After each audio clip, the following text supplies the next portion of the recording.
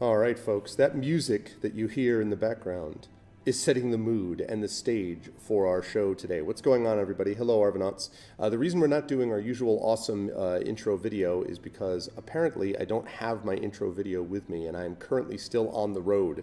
So I apologize ahead of time for not having the intro video with me for the Infinity Beyond, for the Adventures of Middle-earth crew. I have the AME, but I don't have AME. So I will have to rectify that situation immediately upon returning home, but I do not have it with me today. So I'm sorry about that. But I hope everyone is doing well. I am coming to you live from a undisclosed location somewhere around the great city of Pittsburgh. I am in a conference room, actually, in a Spring Hill Suites.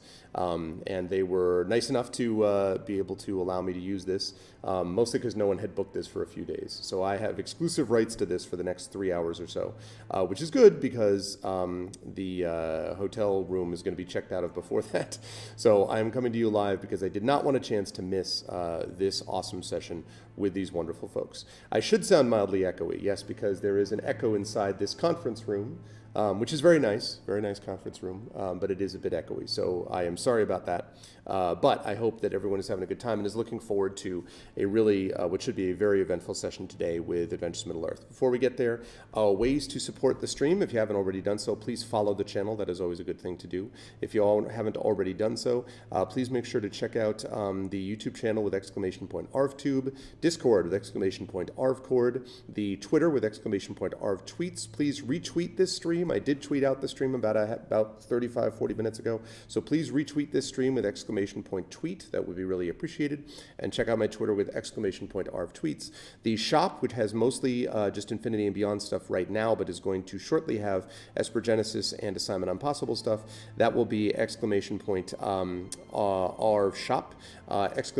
of course, ArvTreon. We'll get you over to my Patreon, currently sitting still at $393.96. Love to see that getting north of 400, I hope soon. And then last but certainly not least, of course, is not exclamation point anything, it's the sub button, which is that sub button right above the sub window. So I did have a chance to do some live streams, as you folks know. I was on Saturday night. I hope you enjoyed Return to the Forbidden Library. And I have some... Man, I have so many good things happen. I'm not going to talk about this now because I don't want to waste this time yet, but probably on Friday I will do my retrospective where I'm going to talk a little bit about what happened at Gen Con. It was awesome. Like, short version, it was great. So many good things happened, so many good meetings, a lot of really exciting stuff on the writing side, like really exciting on the game development side, a lot of stuff that I can't talk about yet, but I will be able to talk about in some cases within a few weeks, in some cases a little bit longer. All good stuff, though. It was incredibly productive. It was a lot of fun, and the adventure that was on Saturday night was a good time. Only thing I realized was that my phone worked beautifully, but I need to remember to shut off the reminders so that the reminders don't pop up and stop the stream. So I need to remember to start that. But also I need to remember to use a different, because the Twitch mobile app for some reason on this phone is pixelated, and I don't know why. I was using Wi-Fi in there and it was fine. So I can't do that. So I need to make sure that I use something different. The Streamlabs has a mobile app that I might use in the future. But anyway, lesson learned. For the most part, though, I think it all came through. Hillness and Fury Fire were both there and they were helping out, so I really was appreciative to them. And I did get the audio, a nice audio recording and audio setup, which I will be posting somewhere at some later point. But that was great. So we have, speaking of audio, we have podcasts and things like that, which are going to be coming out relating to the Curse of Strahd in the short term. But again, a lot of that is going to wait for when I get back. Also, I have stuff that I have to do in terms of posting the schedule for August. I have not been able to do that because I have been absolutely overwhelmed with stuff while I've been out here. So I am going to be getting home this evening, and I'll start looking at that a little bit today, and then certainly tomorrow and Thursday I will send out the Patreon newsletter. I'll do the schedule and all that good stuff. And I only have 2 more conferences this year. One in Baltimore, which is World Fantasy. That's not until early November. And then I have CanCon, which is, I think, late September, early October, something like that, is CanCon, which is in Ottawa. And those are the last 2 of the year. So I've only got 2 conventions left. But I had to go here and do this, and I was happy to do it because it was awesome. But I am happy to say that I've got my wonderful people here today. So let me get rid of this, and let me get rid of this, and let me turn on this. Hello, everyone. Whoa. There we go. So hi everybody. So I'm here in a conference room. It is bright, and I am wearing both a Cameroon soccer jersey and the baseball cap of the best team in baseball, which recently swept the New York Yankees. It was a good baseball weekend. I was watching that just a little bit. But otherwise, I think the light worked out pretty well. I had to turn down the exposure and do all that kind of good stuff. But I am very happy to be here and very happy to be streaming with this incredible crew, day 27 of Wilderland Adventures. And so I am, as per usual, going to unmute myself so they know that I'm going over to them in just a minute. Oh my God, someone just resubbed. And somebody just resubbed. I can't read it. Who just resubbed? Why can I not read that? No, God damn it. What? I didn't see who that was. Was that Nonstop that just resubbed? Man, see, I go over here and I'm about to do that. It is Nonstop. Thank you for the resub, 11 months. I see it. Thanks, Nonstop. You're a bro. Nonstop, who is one of the top users of inspiration, by the way, on this channel. He is always there with the inspirations when they are needed. Thanks, Nonstop. I appreciate it, man, very much. Thank you. 11 months. Wow. Almost a year. Man, 11 months. But that's good stuff. So, and you can see, I love how Will and a bunch of other people like jumps on. He's like, Nonstop, good job. Because he's like, because I remember you inspire me when needed. So anyway, but having said all that, let me finally head over to them. And now let me unmute them. And you will notice the two of them are reversed. And then I'm going to mute that, but not this. And all right, actually, did I have that muted? Okay, there we go. That takes care of that. I'm going to take care of all of these hostings and everything else. But first, I'm going to say hi to my players as I frantically try to scramble and catch up with all the things happening on chat. This wonderful crew, these happy few.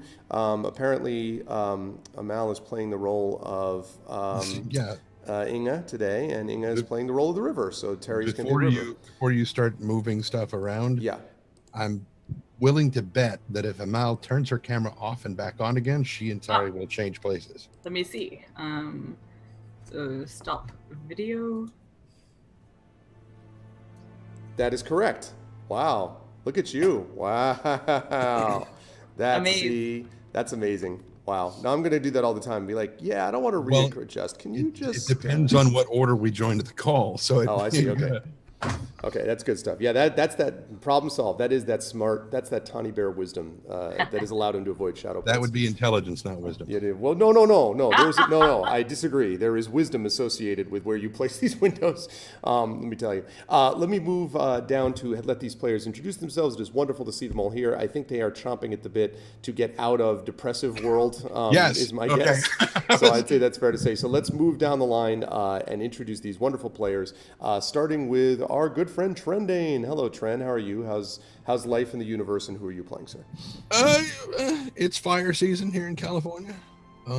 Yeah, I saw. Oh my God, I was watching they had the Weather Channel on in the breakfast area today, and I'm like, oh God.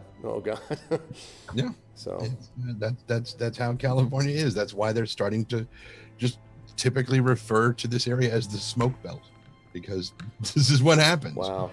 We now have 3 seasons in California.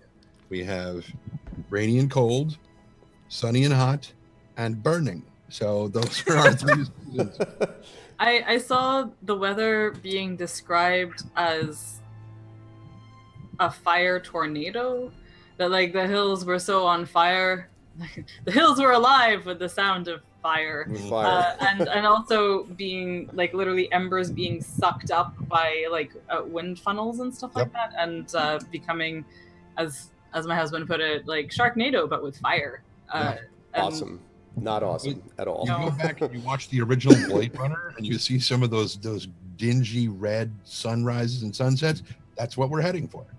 I saw a photo too of like 30,000 feet above the fires, above the clouds, and below the clouds you could just see this like glowing fire carpet. It was terrifying. Some of the pictures from the space station are horrific as well. Oh my God. It's crazy. Yeah, so pretty much as we were saying, I think it wasn't just about what happened last session. I think it's also the fact that we are living currently in the timeline of the Dol Guldur dungeons, and I think a lot of people are like, "Jesus, dude, come on, escape! We want to escape from these things." But maybe you will. Definitely chomping at the bit to not do this. Not do this, I hear. Well, it's one of those things. What if the fires in California have literally sprung up so that we can like burn some significant piece of jewelry in them and end the current evil? It's not possible. We just gotta time-sensitive mission. Then it's in the wrong state. Well, I was good. Well, that means somebody from Washington out to California. Right. Have you guys seen any huge winged birds of late? Because maybe, I have. Okay. All right. We'll see. Yeah, I have seen what's that called? Parrots in the backyard. That's nice. Oh, okay. So, I was gonna say rare German parrot. I just wondered if they got lost on their way to California and they ended up in Germany somehow. Like, No, I think they escaped from the zoo like decades ago. It started breeding here. Oh, okay. So now we have wild parrots here. So who are you playing today, Trent? I'm playing Tawny Bear, the Hearthbinder, who is a Beorning doctor, basically, healer kind of person, who I realized far too late that he still has 3 honey cakes on him. And one of the things that those honey cakes do is get rid of levels of exhaustion. Crap. Well, you'll have reason to use them. Well, they're dream honey cakes now. That's a good question, right? Exactly. That's the thing. If they don't work, then who's going to be like, it's a dream? Then Tawny Bear, he's going to get depressed, and then we're all... And then we're all screwed. No. Yeah, we will see. Tawny was the one managing to keep his spirits up in a lot of darkness. Moving right down the line, we are happy to have back with us this month, of course, our good friend Will. Welcome back, Will.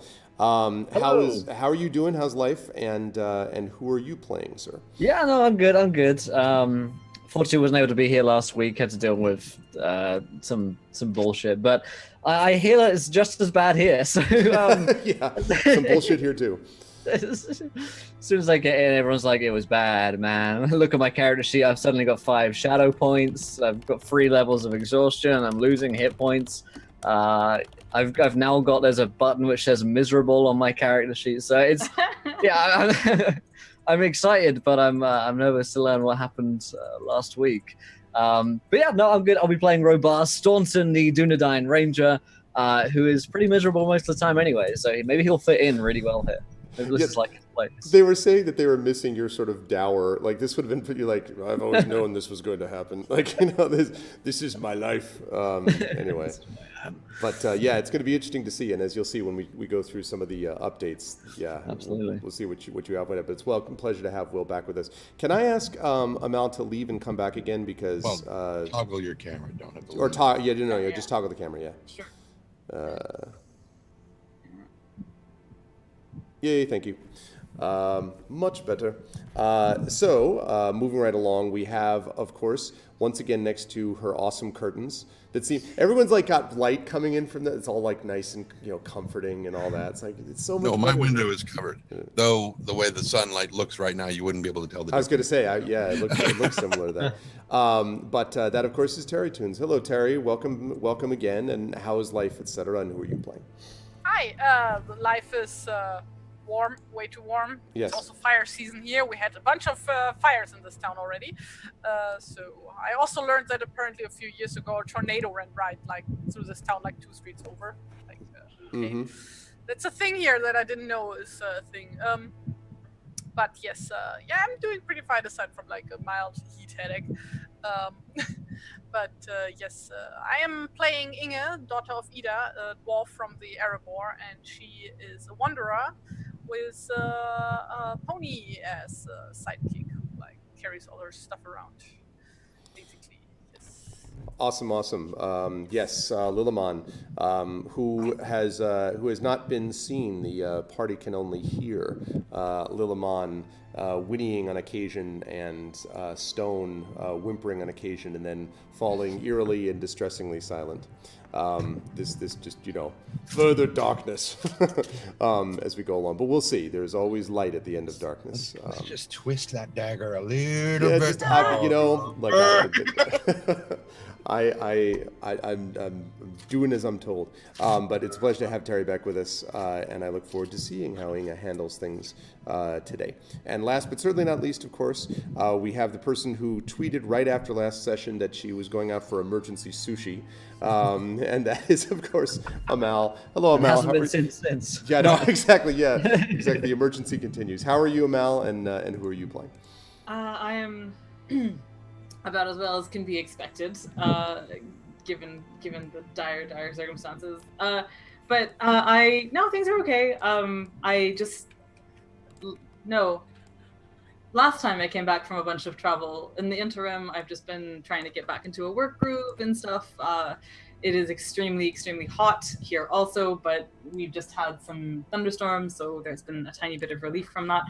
But I am playing the River, who is a warden, a fighty bard, also a herald at this point, and a woodsman of Rosgovel, who is distressed by the absence of her faithful hound Stone. And I very nearly, without actually thinking about it, I very nearly brought sushi to this session for lunch. I didn't even think about it, but now I realize that I was preemptively craving the comfort that comes from it. Not however, leftover. It's the same sushi from weeks ago. It's just like oh. But as it turns out, the sushi place nearest me does not open until 11:30. So I'm hopeful that I will not need the tender ministrations of raw fish to get through this. But who knows? So, yeah. So I am sure that you folks will manage your way through. It's interesting. One of the things I like about this whole setup in this adventure is that this is not the kind of thing I would have thrown at people to begin with, but at experienced players who've been with us a while now, there is a good deal of darkness in Tolkien's work, and this is reflecting, I think, a good aspect of that, especially if we can come on the other side of it. Hey, what's up, Fury Fire? Thank you again, Fury, by the way, for the help on the live sessions and things like that. It was very helpful, so thank you. So, welcome to the party, and here we go. Last session, we had a very odd experience. I think it was the session before where the party had just entered the world of the dream, or recently entered this world of the dream. They weren't 100% sure if it was a dream at the time, but they were back in a place where Hakem, this town that they had been near, which had been in ruins, was somehow, again, formed and beautiful, and flags waving on all the poles, and market day, and very busy and excited and all that sort of thing. And so the party went in, met a number of different people, including Geb, a not fighty bard to distinguish from the River, a character of Haleth, a young boy who was very enamored of Robar and thought he was really the coolest thing, and he was awesome, and he was Batman and all that. Right. And yeah, exactly. Characters like Rodwin, an elf from Mirkwood, who was trying to kind of keep things together with the party as well. And I believe Aldor was the inn owner, who was this sort of older man, kind of bent down by the years, who was holding this stuff together. And as they were in the process of sort of figuring out what they were doing in this dream and who all these people were, the alderman returned to town with his guards, and with a bunch of random guys in red armor. And then it became clear that something was very wrong, because he asked the people who were with him to attack a lot of the townsfolk. And these undead warriors staggered forward. The party very quickly figured out, based upon looking at the tabards that they were wearing, that they were probably the guards that had gone with the aldermen, that were now skeletal in nature. And so went through and basically tried to slam their way into the inn, killed a bunch of people. The party barricaded the inn, managed to kill 2 of the undead warriors, but then, as often happens in these situations, the alderman, who clearly was not who he was when he had left, ordered the inn set on fire, and basically told them, either you get out of here or everyone in there dies. And it was surrounded by both undead creatures and by these men dressed in this strange red armor. When finally the party decided that, you know what, this is not, and they took a little while, because they were not fans of having to give up to this guy, but it became clear that they were in a hopeless situation, and so they did surrender. They were loaded down in chains and were brought to the south. They were brought brought to the south originally by these red armored men who were strict and who bore whips and so forth, but were not overly sadistic. I mean, they didn't whip them. I don't know how to put this anyway. They were slavers, and slavers are bad, period. But the point was they didn't seem to be taking a great deal of pleasure in doing this, which changed when the group of red warriors met with a group of orcs. And they really enjoyed their work. And so the rest of the way, the party found themselves sinking further into despair and darkness. Most of Hakem, at least half of Hakem, had died in the initial attack, and the 500 that remained, many more died along the path as they were driven to what eventually was the dungeons of Dol Guldur. As we got towards the end of the session last time, the party had found themselves in this pit, driven down by darkness. Aldor, very, very sick. Tawny Bear was doing his best to keep him alive, and he hasn't died yet, but he's having a hard time. In the meantime, Geb, a man came in at one point and basically introduced himself and said that he was willing to offer the party its freedom if they would be willing to serve his master. The party quite rightly rejected this. In fact, I would have been a little troubled if they had been like, yep, sounds good to me. But in the process, they couldn't get everyone to do the same thing. And Geb, the bard who was not very who was kind of a fun-loving dude until his whole life was turned upside down, finally decided that he would go along and would serve this master, despite the Rivers and others' attempts to try to convince him not to do this. So he ended up leaving, and I believe as we sort of closed out the session, the last thing that we might have heard would have been the Lillimon and Stone's whimperings and whinings no longer being heard, I believe, and sort of silence was upon them. A lot of the players gained shadow points. In fact, I think everybody got shadow points except for Tawny. And everyone had some level of exhaustion, though, I believe, right? I think everyone had a level of exhaustion, at least one. And so, for the good old days of one level of I remember when one level was tough. Yeah. Yeah, exactly. It was pretty brutal. And so the party finds itself in a very difficult spot. And there was one other thing. Yes. From last, we got to listen to Inga sing. And at the very, that's absolutely right. That's 100% correct. At the end of that, Inga actually sang this very lovely song, which sort of drifted through the cells and through the sort of lower levels there of Dol Guldur, as she attempted, along with the river as well, to keep the spirits of the party and the people around them up. Haleth, I should say, the young boy, is still in the cell, but has said very little other than to sort of at one point say, I'm not going to serve, the master. But that's pretty much it. So everyone is in a bad spot, but there are sort of moments of lightness and hope that the party has tried to maintain, but it has not been easy. I should also mention that at one point during this time, Tawny Bear actually woke slightly, and this is where they could confirm that it definitely must have been a dream, because he actually saw the figure of Irame struggling with this strange, shadowy, hissing figure on a hill, and basically Irame was like, we are being brought into this dream, and we must wake from it somehow. And so Tawny came back and is like, I told you it's a dream, but everyone else is not quite buying into it, and certainly he hasn't been able to wake up from it entirely. Yeah. And so that's. I think we do believe him. I think it's just that it doesn't seem to matter. Yeah, right. Like it doesn't matter. It still feels real. Yeah, I agree. Okay, so as we begin here, this is right after you heard the sort of dying down of the the whimpering and the barking and so forth, and you hear this through the cell door. You hear this kind of. And you take him and pot him straight. This sort of grunting, this low grunting. And then there is the sound of what might be keys jingling. And a group of orcs come up to the door, open the door, go through, burst into the cell, and they point at, and I want to double check here, Robar, what's your strength and what is the river's strength? I want to confirm these two. My strength is 13. Okay, River? Mine is 10. Okay, that's what I thought. Tawny and Inga, I don't think this will affect either, but 13. And Inga's what's yours? Sorry? You're muted. 14. Sorry. Yours is 14. Robar's, yours is 13? 13, yeah. That's what I thought.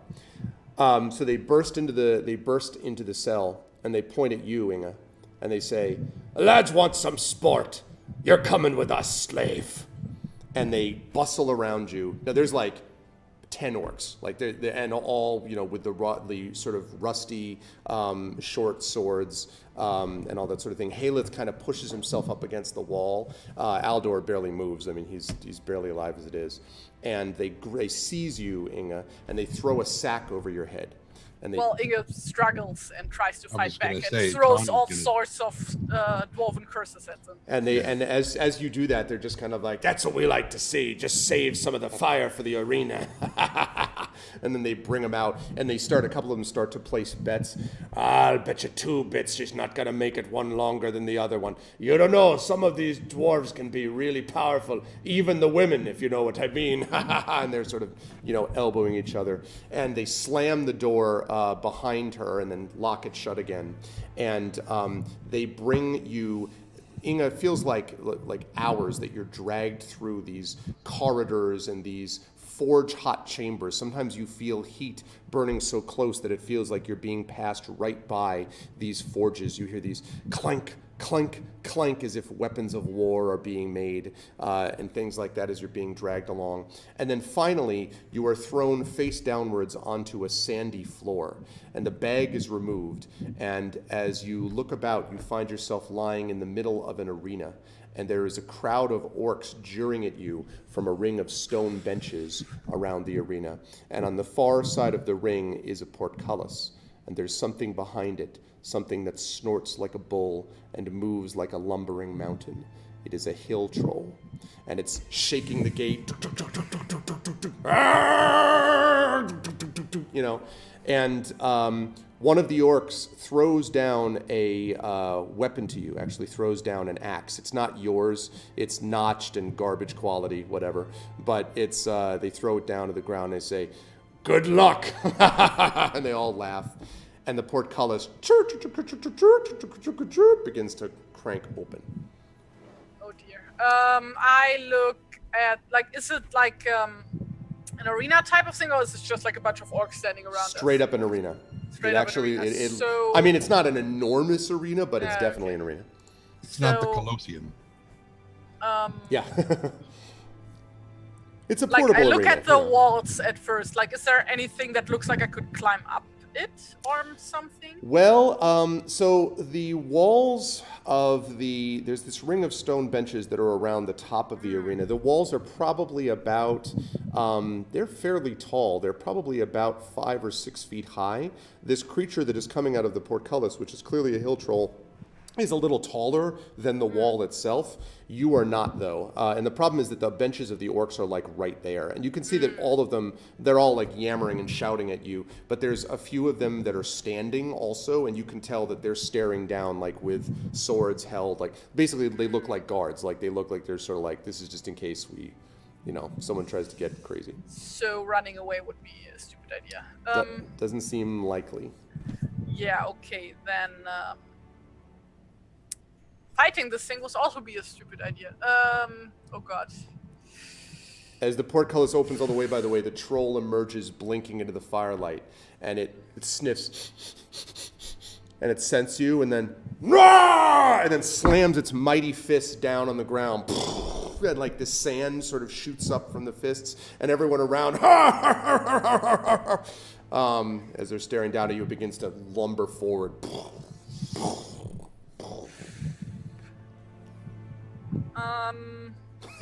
That'll I be still my have my reaction armor? also. Like, do I still have like everything that like my character was like wearing? Nope.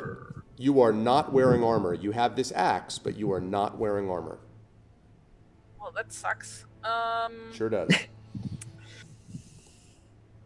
That means your stealth rating is probably higher. Yes. Great, because Bury yourself in the dwarves are sand, known for quick. Super stealthy. I look at like there should be like another gate, right? The one I came in through. Yeah, well, actually, as you look, it looks like it's not clear to you as you look around.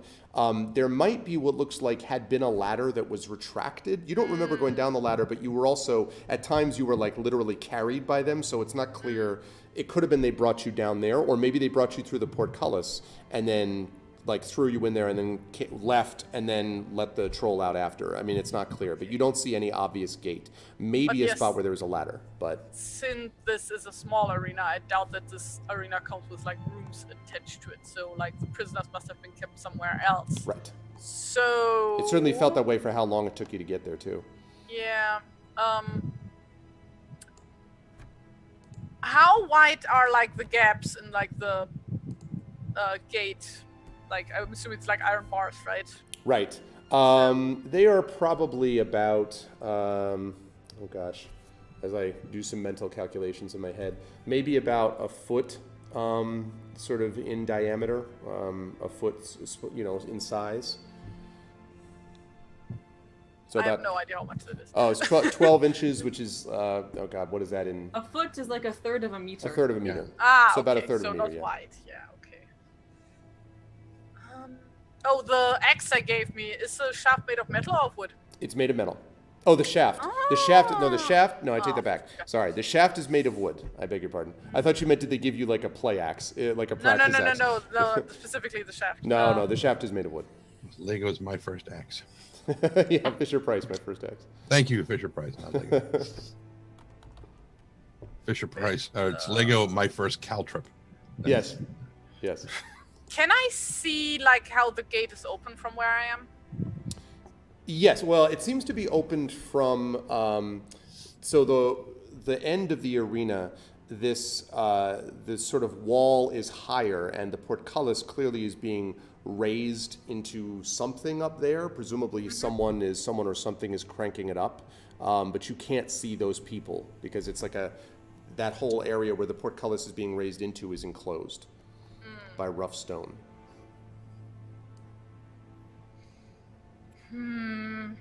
Comes towards you. Yeah. Yeah, I'm like gonna try like the whole like staring down and circling each other thing. Okay. With the troll first. Okay. Like, you know. Does it work? Oh, like, or does it I just, thought you were doing. Okay, so you're. I was waiting for more. Okay. No, so you're gonna try to move around. Gonna try to move around it. So when you start, you start moving around it, and it certainly does not seem intimidated in the least. It's kind of like lumbering towards you as it looks down. You can see that its eyes are wide. Its misshapen face is sort of curled in what looks like either a grin or a probably more likely just kind of this, maybe that's just its general expression. You can see these yellowed, cracked, but still very functional teeth inside its mouth. Its fists are probably not quite as big as your body, but pretty close. And it angrily sort of moves, sort of staggers towards you, lumbers towards you, I should say. And as you sort of try to circle around it, it waits for a moment and sort of waits and looks at you, and then it runs directly towards you. Now here I need you to make, I'll take acrobatics here, or I'll take a dexterity check if you don't have that, to try to be able to leap out of the way. Not a saving throw, but a check here. I don't have acrobatics. So straight athletics up doesn't do it. No, so, unfortunately not. Okay. This one is a oh crap, Dark Souls roll here. Nice. So, I'm assuming though, like I do everything at a disadvantage because of exhaustion, probably. Yes, and actually, how many levels do you have right now? 2. Okay, yeah. So But still 17. Disadvantage. Okay, 17. That's great. Give me just a second, because for some reason, I don't have the I don't have the dice roller up in OBS. So just give me one sec. That's not it. Okay. Really wish it wouldn't do that. All right. Sorry, just one second. Bear with me. There we go. not that. Something else, like this, like that, except over here, and like this. And let's do that so that everyone can be just as happy as you are that you just passed that really good check. Okay, good, lovely, 17. All right. So yes. So as you run, as it runs towards you, you at the last second throw yourself to the side, and it it slides to a halt just before it impacts the wall behind you. So it kind of slides to a stop, but not by much. And you can hear the orcs sort of shouting, they're jeering down at you. You keep on rolling much longer. You belong down on the ground like that, you filth. And they're all, high-fiving each other. And I think they thought that was very hilarious. And No, it's just like the image of a bunch of orcs high-fiving each other. Very Tolkien-esque. What's up top? Yeah. That's right. We're down with the sickness. Sure. Oh man. Yeah. So pretty much. And so it sort of stops and then turns around and looks at you and comes again. Starts beginning to lumber towards you. It's going to be hard to keep to the side of this because the arena's not that big. Is the problem? Inge is gonna try to stand in front of the gate actually. Okay. And try to get the troll running at her again. Okay. Hi, chat. If you guys have some leftover inspiration, now would be great. Not leftover. This is the start of a new month. Yeah, this is the start of the month. Yeah, if anyone's got inspiration to make this happen, that would be lovely. Okay. It would be advantageous. Advantageous. Nice. I see what you did there. Ashera's like, let's go. It's like a word inspiration. You can do it. That's not. I think she's meaning more. How do we inspire again? If you're going to inspire Ashera, and if you have an inspiration, again, the inspirations are not currently up to date, I'm afraid, because again, I've been away. But exclamation point inspiration space dash have will tell you if you have it. And in fact, I think I can even pop up who's currently got it. But again, this is out of date, so. If you, let's see, inspiration. No, dash, not slash, Ashera. And you have two, Ashera. And I think you have two that are this, because we actually resets for this month. So yes, you have two. So you could inspire, Ashera. You do have the power to Ashera to inspire, if you wish. The troll begins to lumber. It looks around, does not hear anything from chat.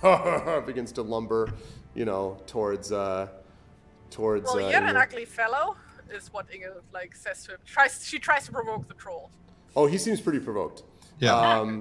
He's definitely he bellows at you, runs at you quickly. Everything goes into slow-mo bullet time while he looks to see if chat's going to do any inspiration or not. Please.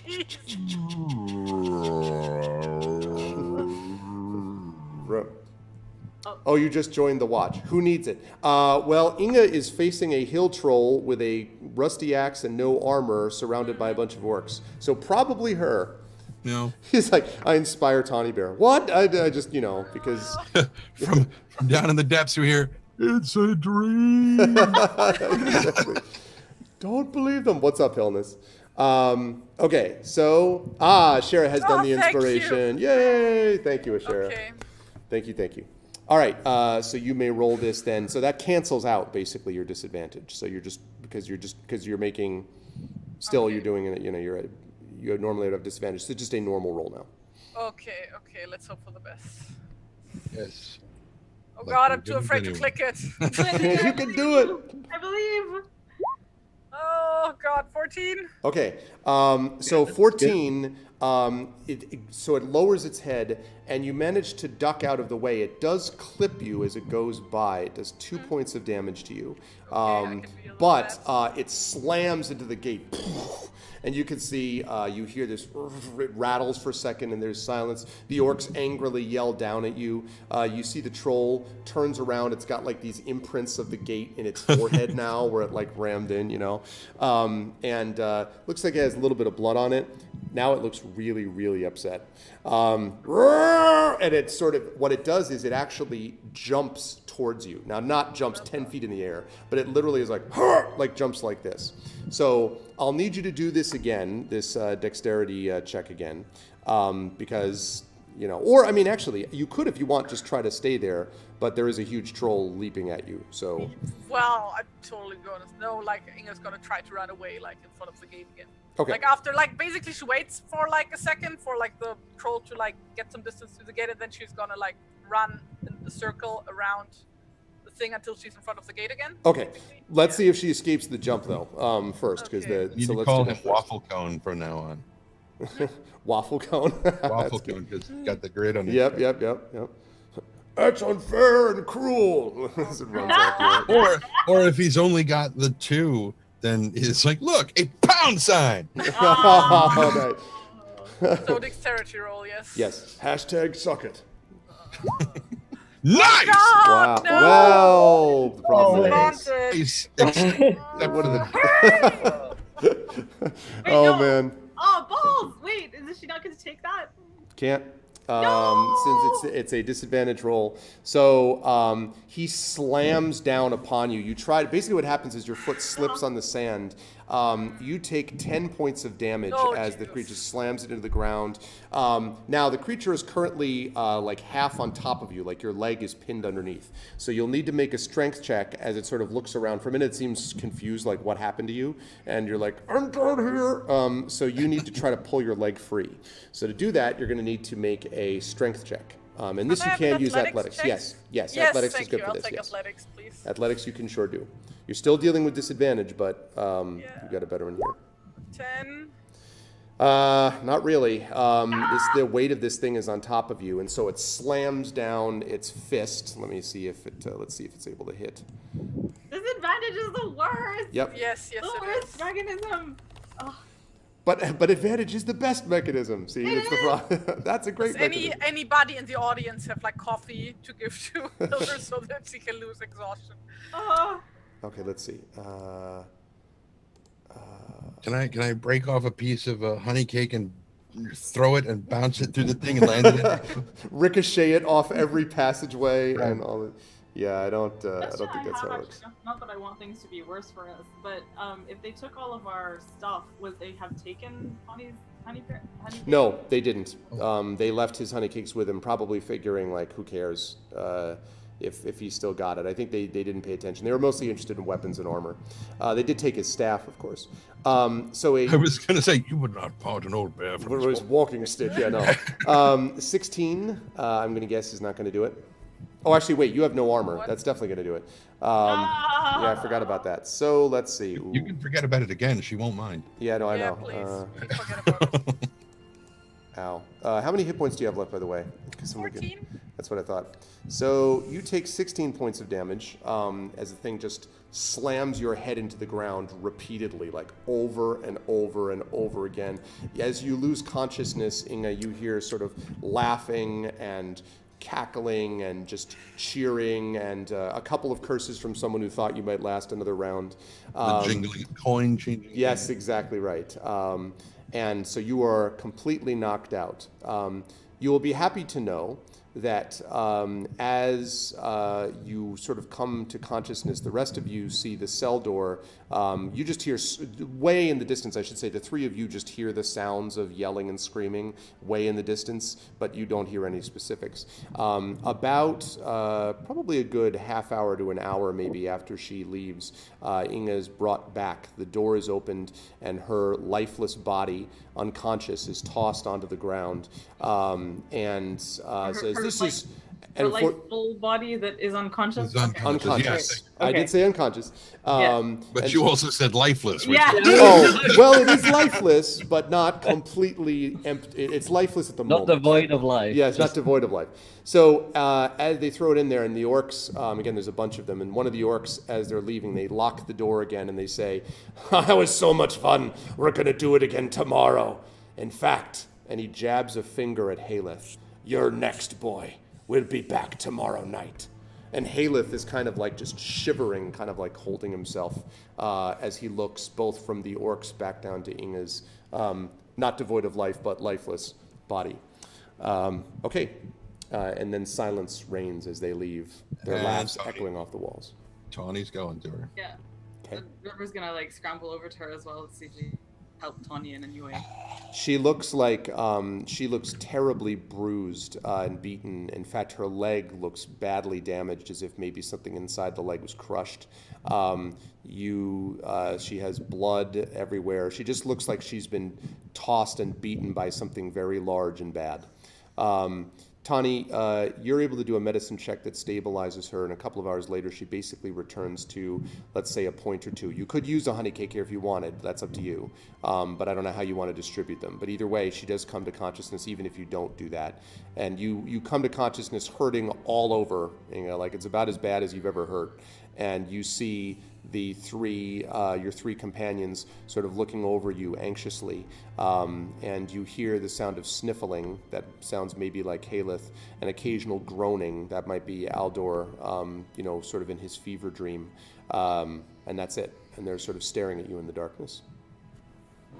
These 3 honey cakes, I'm going to split them each in half. Okay. And I will give give them to Robar, Inga, and the River, and to Rodwin, Haleth, and Aldor. Okay. Okay. I forgot Rodwin was still there. Say again. I forgot Rodwin was still there. Yeah. Rodwin is still there as well. She has been very silent, but not silent in despair. She seems to be very thoughtful, and kind of has been just kind of processing what it is that she wants to do. And so you hand that out to everybody. So those of you who take, now I'm trying to think, Tren, what does half a honey cake do from Tawny? Remind me, because I don't. I don't like I remember. I should. I mean, honey cakes are big. Oh no! I opened the book to the shadow. No. I wonder why. I don't know. Okay. Yes, I got to fix that, Hilness, right now. Backgrounds. There's kind of no. I'm looking for the various traits of. Yes, the birch. That's what I'm looking for. Hobbits, no. Durin's Way, probably not. Virtue. Success. Hilness is now a mod and should have been a mod a long time ago. I'm really sorry about that, Hilness, but welcome to moderation status. Well deserved. I'm sorry that I didn't do that a long time ago. No, I know you don't expect it, which is one of the reasons why you're perfect for being a mod. It's the people who are like, please give me mod, that I don't, So anyway, so now Hilness has joined the ranks of the best moderators in the business. Thanks, Hilness. All right. The honey cakes of the Bewarnings are legendary among travelers. You can march far by eating just a little of them, and they are much more pleasant than cram, the way bread the Dale men make for journeys in the wild. You've been shown the blah, blah, blah, blah, blah, blah. While you're on a journey, you and your fellow travelers may remove the first level of exhaustion you acquire. Okay, so anyone who has a bit of the honey cake can remove one of those levels of exhaustion. As far as healing is concerned, though, I'm trying to think about the healing amounts. Let's say that in this situation, that Inga gets, let's say, 2 or 3, let's say 3 points of health back. Not more than that, though, and part of that seems to be that even as you kind of moodily munch this food, Inga, it's hard for you just to be like, the hell's the point of this? Like, they're just going to bring us up and then beat the crap out of us and throw us against the walls and whatever, and so it's hard not to just give into that feeling. Let's see. So I'm at 1 hit point now. No, you start at 0. So when you're stable at 0, then it goes from okay. there. You should be at 3, I think. Okay, good. Be part of the mod. And Tawny will look over at Haleth and be like, I will die before I let them take you out that door. And he shivers. He's like, it doesn't matter. They can't. They'll kill all of us eventually. They'll kill it just like they did to her. And he points down at them, and Rodwin, for the first time, comes over, bends down, and says, "Shh." He says, "Let the future come when it will, child." And Haleth is still sort of shivering. Aldor, in the meantime, is still kind of just groaning and kind of rolling back and forth. And you hear him now coughing, Tani, more strongly than he was before, like he's having trouble breathing. Honey cake help him at all? I don't know. Depends on whether he's got even enough strength left to eat it. You could make it into a paste and like cover his face in it or something, but I'm gonna baby bird him. I'm just gonna chew it up and spit it in his mouth. Delicious. River's gonna go over to. Well, she's near Inga, right? Okay, yes. I brood. She just wants to. She asks Inga quietly, "Do you remember waking up? Sorry? Do you remember when you lost consciousness? Did you wake up?" No, I don't think so. What does she, Arf? There wasn't anything, right? It was just No. like... Okay. You did not come, no, not the way that Tani did, that I mentioned before. No, I just remember waking up with a terrible headache. And everything. Egg, I guess. Yep, body ache. So River just looks at the others and says, and she looks at Tani specifically. She says, "If this is a dream, we need to think on how to wake up. We need to... There's no other way of getting... What is that sound? Loose wire on the microphone, Terry, or something? Yeah, Terry, I think you may be getting some wind feedback or something. There was like... I'll just turn off the fan. No, that's not what that was. Yeah, no, it there's was something else. There's a buzz. But anyway. Well, Terry. I turned up the microphone again. Oh, okay, because okay. It sets like down again automatically because, yeah. That's I got what you. it does. Yeah, great wind sound effects there, Arf. Yeah, thanks, Dragon. That's totally me. Is it still there? No, it's better. Okay, good. She says, there has to be a way out of here that doesn't involve going out of that door one at a time and doing what they want us to do.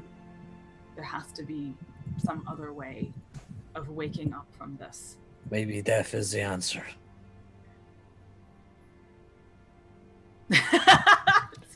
Haleth kind of looks up at you, shivering, and sort of sees your well. Actually, what is your expression, Robar? Like as you say. Yeah, very, very grim. He meant that seriously. Okay.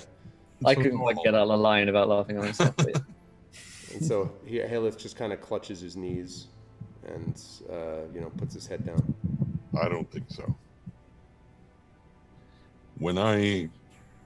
The last time we were in this area, by that I mean the area we are in the waking world, and you all found me, freed me from that bog.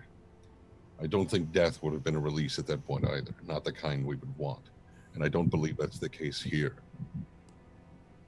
Well, I asked Inga if she'd woken up at all, because if she lost consciousness in a dream, perhaps, I mean, we've all had dreams where we woke up just as something bad was happening, right? That isn't happening here.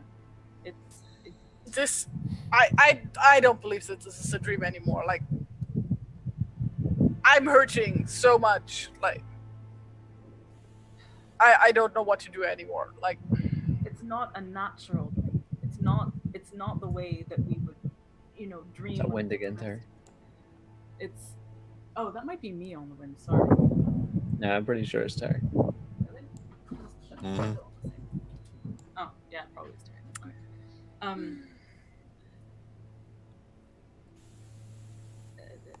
Did Tani actually tell us that he saw Irame striving with a creature? Right? I believe so. Yeah. He would have explained all of that, yeah. So, if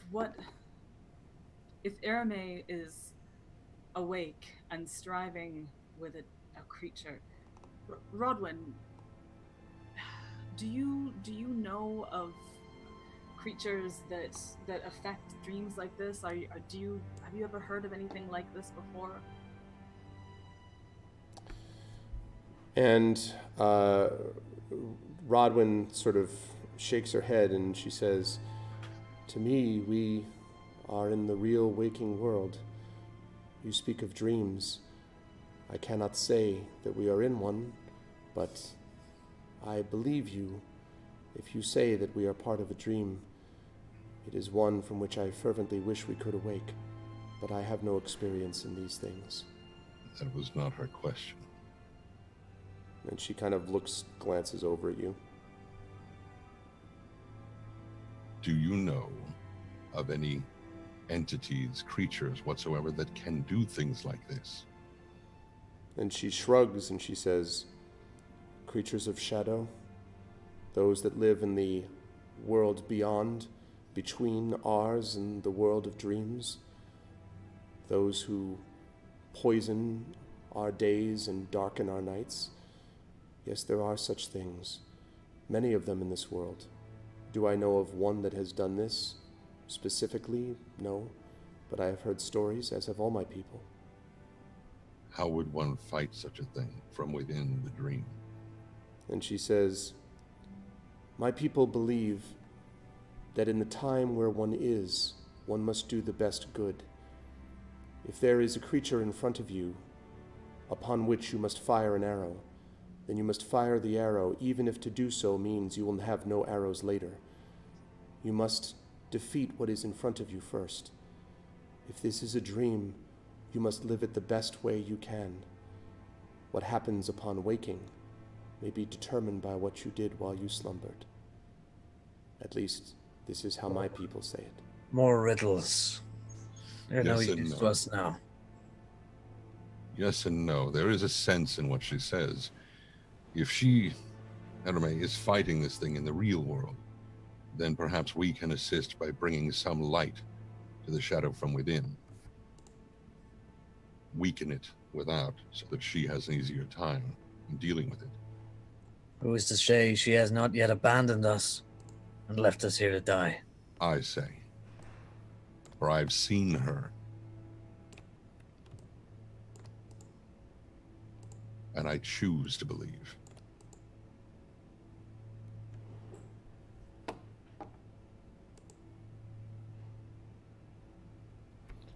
Rodwin pauses and looks around and sighs heavily and says, "I know little of what may be on the other side of this waking nightmare, but one thing that is certain is that resistance is never of no use. Surely the Dunedain would know. Those who wander the lonely paths on their own, with no glory, no recognition, no sense of who they are, other than their mission and their duty. Surely they would know this most of all." And she says, "When we first met in the inn, I saw within you a grim man, but one who had some core of resistance within him in his center. I think that is still there. Is it?"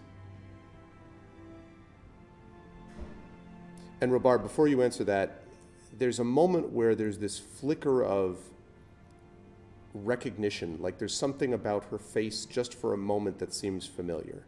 You don't know what that's from, like there's no make a roll and you'll figure it out. It's just something about her face or her expression when she said that line to you seemed familiar.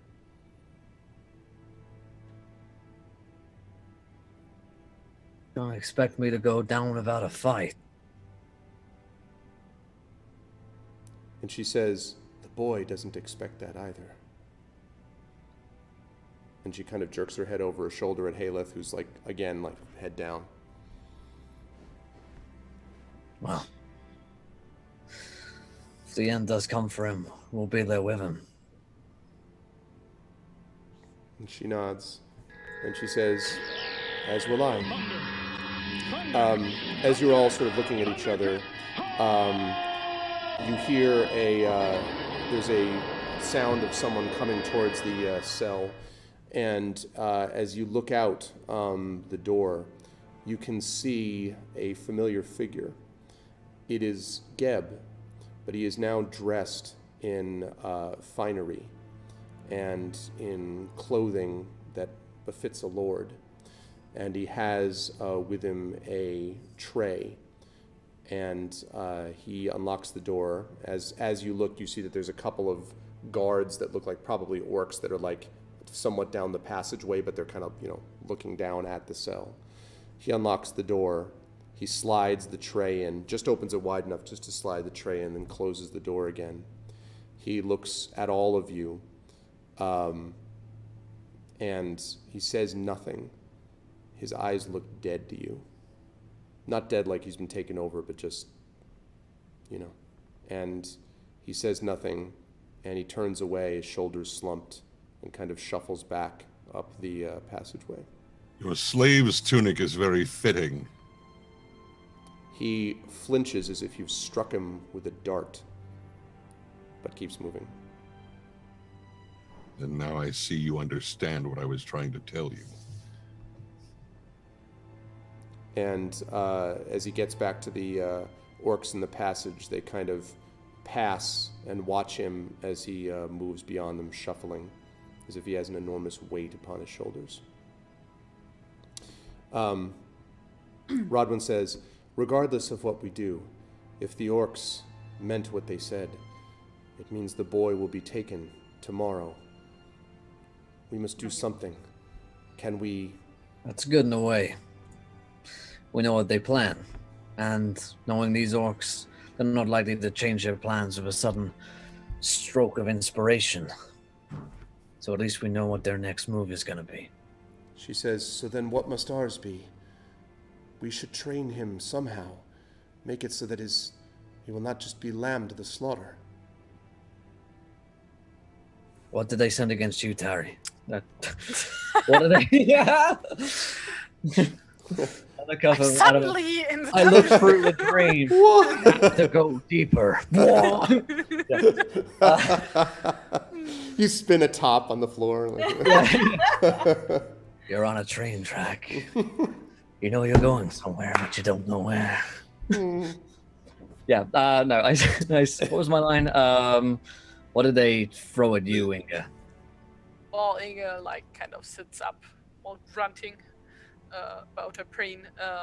Goes a troll. I looked. No. You're dead. Haleth looks up at you, eyes blinking innocently. We have a hill troll. I think that rather than try to train Haleth, we could just try and convince them to take another one of us. Like me. I look at River. Remind me what the river looks like in comparison to this boy. Well, she's a lot taller. Details. She, gosh, I have to look at my character sheet now.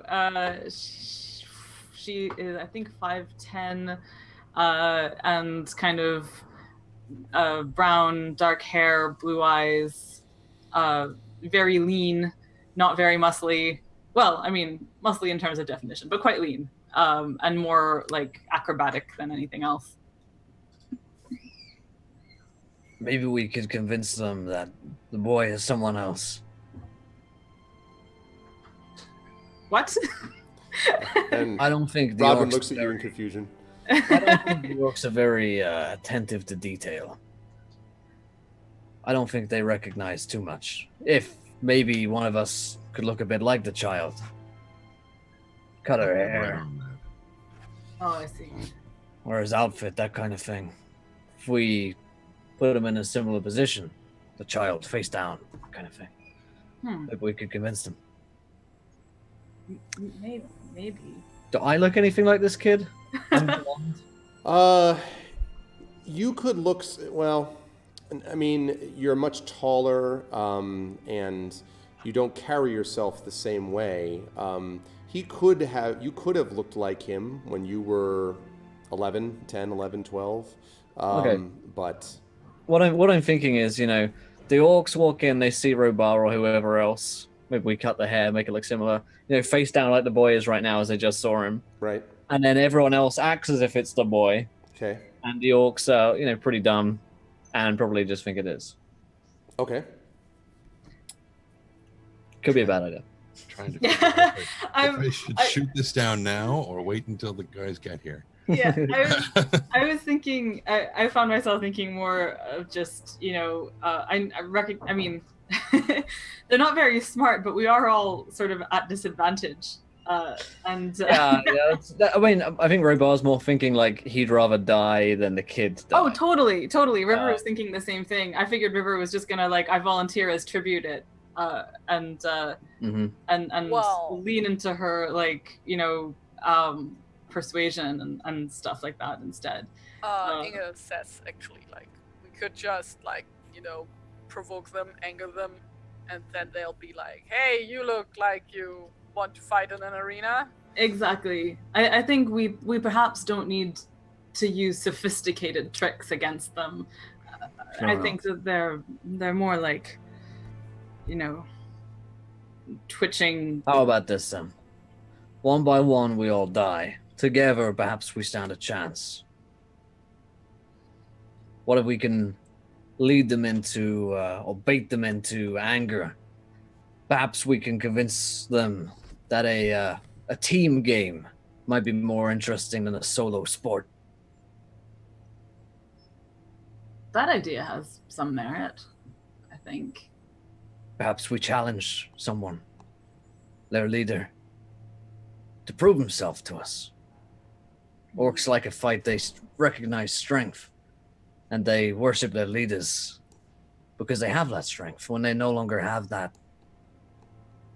well, that's when maybe they turn. Or when they come for Haleth, do we all simply act beaten, downtrodden, and ambush them when they come for him? It's another idea, to arm ourselves and escape. Is there anything around the room that can be you want to describe the cell again, Arv? Sure. So the cell is basically inside this lightless, noisome pit. The only reason you can see anything is just because you've been in there so long that your eyes have adjusted to the very limited flickering light from fire, torches down the passageway. The cell's cold. It's partially flooded with foul water that stings the skin.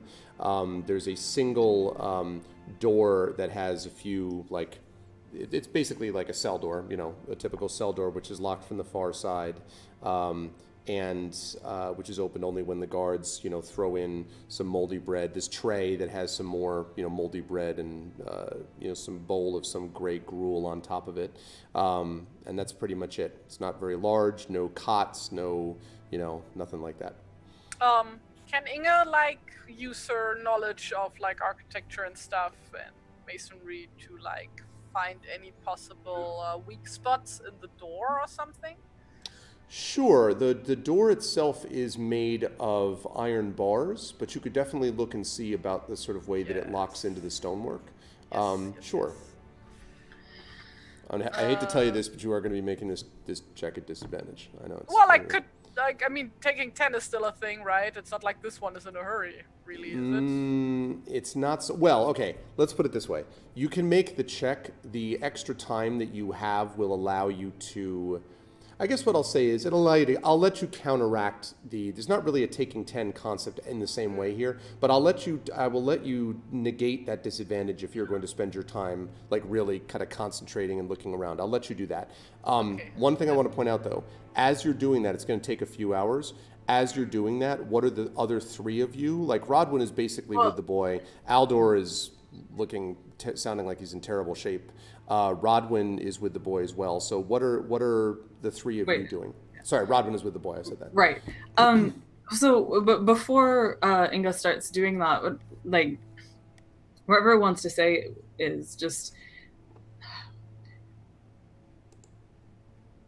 thinking through what Tawny said, it feels as if we're inside the belly of a beast, and it's slowly digesting us, and we're getting more tired and more beaten as we stay here, but we're inside the belly of a beast, and that's a sort of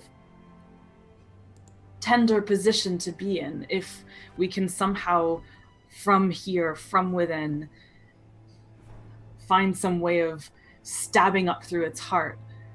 And I've heard tales of creatures that can only be defeated by being swallowed into them first and then bursting out of them. And I think that maybe more than thinking of the specific actions we're taking in a dungeon, if we can think somehow of how to be a spear together, of how to, I don't know if this is making any sense. I am all for fighting if fighting is all we can do with our hands and our bodies, but if there's anything we can do with our minds and our spirits, since that is what's entrapped, then I think we could try that too.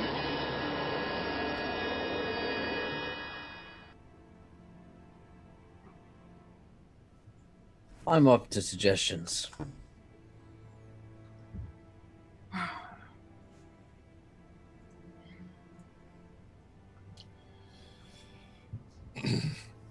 Tawny's gonna take up the bowl of gray gruel and go and try to feed some to Aldor. As I heard recently mentioned, better shitty food than no food. Yeah. So you do so. He kind of is like, but it's probably like maybe he's getting 5% of what you're trying to get in him, but yeah. And Rodwin has still been whispering on and off to Haleth, who doesn't seem to be paying a lot of attention or is just not responding to it. Inga is looking at the stuff around. So Robar and the river, what are you two doing? While Tani's doing what he's doing, Inga's doing what she's doing. I have a question first. Sure, okay. Like, did we actually lose a point of exhaustion from the honey cakes earlier? Yeah. Or Yep. what is it? Oh, okay. Yep, you did. So Everybody but me. yeah, River's down to 2. Okay, River's going to look at Robar and say, okay, this may be a waste of time. This may be a ridiculous thing, but can Go on.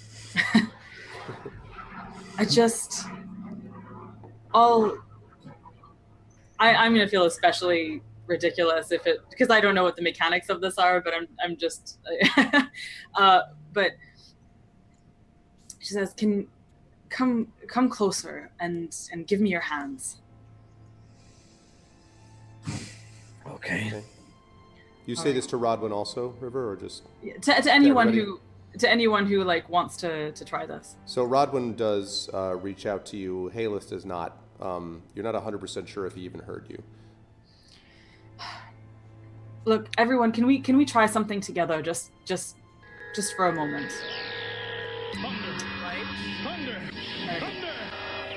What I want is to everyone touch each other's hands and close your eyes. All right, what I want us to do is, can you think of something beautiful that you love, that something, a memory that brings you joy, or something you love to do in the waking world, something that is good and pure and that you can just pull up from you, and hold that thought for a moment and speak it. And if we maybe just thinking this, just if we could try to be here with these thoughts of ours, like a spear of light against this dark around us. It may not do anything, we may not wake up, but maybe we'll feel the better for it. I remember when Beorn first allowed me to join. And I was building my home, and he brought a starter hive of bees. And I was uncertain how to really get started with raising bees and whatnot. I was very worried they were going to sting me and anger me. And he told me to let the bees tell me what to do, and that they would teach me how to care for them, and that they would in turn take care of me. I remember the first time that I drew forth a comb and harvested the honey. I remember the feeling of the warmth of it. It was a bright, warm spring morning. The grass was very cool, but the sunlight was very warm, and the feeling of the honey oozing between my fingers and watching it dribble down into a bowl of fresh cream as I made my first set of honey cakes, very much like the ones that I shared with all of you, not but just a short while ago. And that was always a bright memory for me. Can you feel that? Just like I can see it. I've eaten from those hives. I remember the taste of that honey and the way it looks in the light. Inga, how about you? Well, I guess one precious memory for me would be how I met my husband 15 years ago. It was just in like a small town. My family, my parents and I were passing through, and where we found work for a while. And while we were there, there was a theater play happening there, where the people, like all the town, participated. And I remember feeling like a bit, well, not a bit, just like quite out of place there as usual. But there was also another group of dwarves traveling through that town at that time, and yeah, my Corey was one of them. And yeah, we watched the play together, and like afterwards, of course, we started chatting, because that's what our people do when we meet each other far from home. So yes, that was nice. That's beautiful. Ah, Rabar?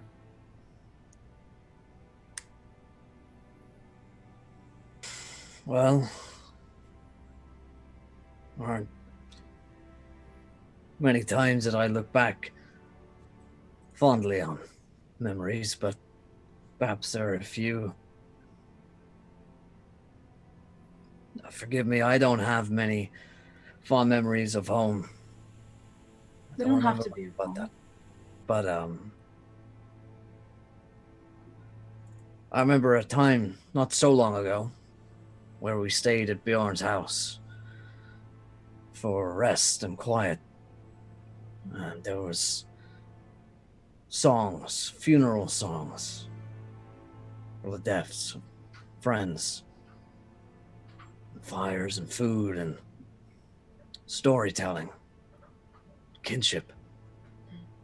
I've never known a real home, but that I think is what home should feel like, wherever you are. Even on the road or in dark dungeons like this, there is home.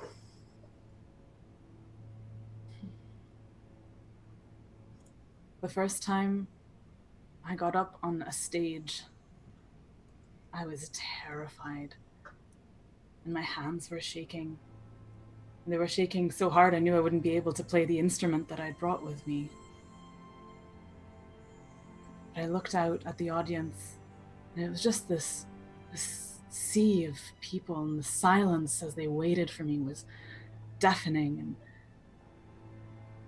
And then I saw my mother's eyes, and they were full of this light and this joy. She was so proud of the fact that I was just up there. I opened my mouth and it felt like I could pour the sky from my throat. And I sang and I sang and I sang. And it wasn't even, I don't even remember the audience at all after that. I just remember the feeling of opening my mouth and feeling every good thing passing through me and out to all these other people.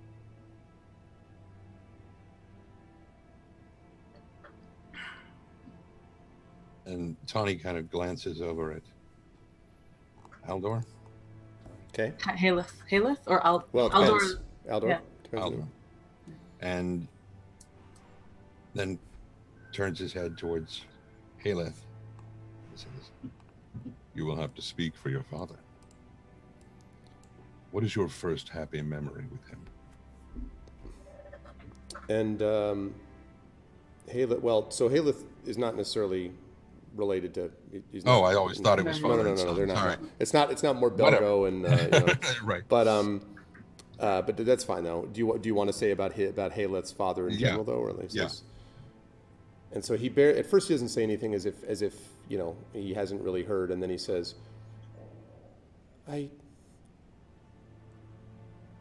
a time when my dad taught me to fish. I'd never done it before, and I always wanted to. And so he brought me. He was never very strong, my dad. He had a lame leg from an accident when he was little, I guess. And but I remember walking alongside him, and he was limping along, and there was a lot of sun. It was really warm, and he showed me how to thread the hook into the line and to toss it into the water, and then to make it move around, you know, like it was real. And then the fish grabbed it, and I thought I was going to get pulled right into the river, and Right at that point, Tawny sticks out his finger and kind of jams it into Haleth's hand and sort of jiggles it like a fish hook or like a fishing pole, just like Okay. like that. Did it feel like that? he says, yeah, it was like that, yeah. And so I was almost pulled in, you know, and then my dad sort of grabbed me around the waist and he pulled me back, and we were going back and forth, and finally I pulled it out, and it wasn't even a fish. It had gotten wedged in a rock, and I saw it there, and at first I was really upset, and then my dad just laughed, and it was so funny, and we laughed, and I was. Tawny starts laughing. Trevor laughs too. And so he laughs for a while, and then he says, "Yeah, my dad died a couple of years ago, and it's just been Mom and me. And I think if he'd been here, he would have known what to do. But I always remember that. It seems so light and so bright. It seems like that's the dream." Tawny sort of taps Haleth in the chest and said, "In his way, he is here." And he smiles. You see kind of a tear rolling down his cheek. And there's a sort of silence as you all kind of look at each other, smiling. And Robar, you happen to glance over and see Rodwin, who is not smiling, but is again looking at you with this. There's this flicker of this expression that seems familiar as you're looking at her. And then you hear from the passage, and you see bustling down the passage. You look around and realize that several hours must have passed. Inga, I know you were also doing the thing with them, but as you were looking around, the foundations of Dol Guldur are as deep and impenetrable as the shadow which seems to surround the place. This itself feels older than much dwarf make, and if there are cracks and things here that a whole host of dwarves could pull and eliminate and remove, you would need more time than one single Solitor dwarf has to do it. So there is not a lot there in terms of places to hide or pieces to draw forth or, weaknesses to exploit. It has a unnatural, almost disturbing strength of stone about it. And as the orcs come down the passage, sort of one of them rattles the front of the jail cell. Time's come. Let's go, boy.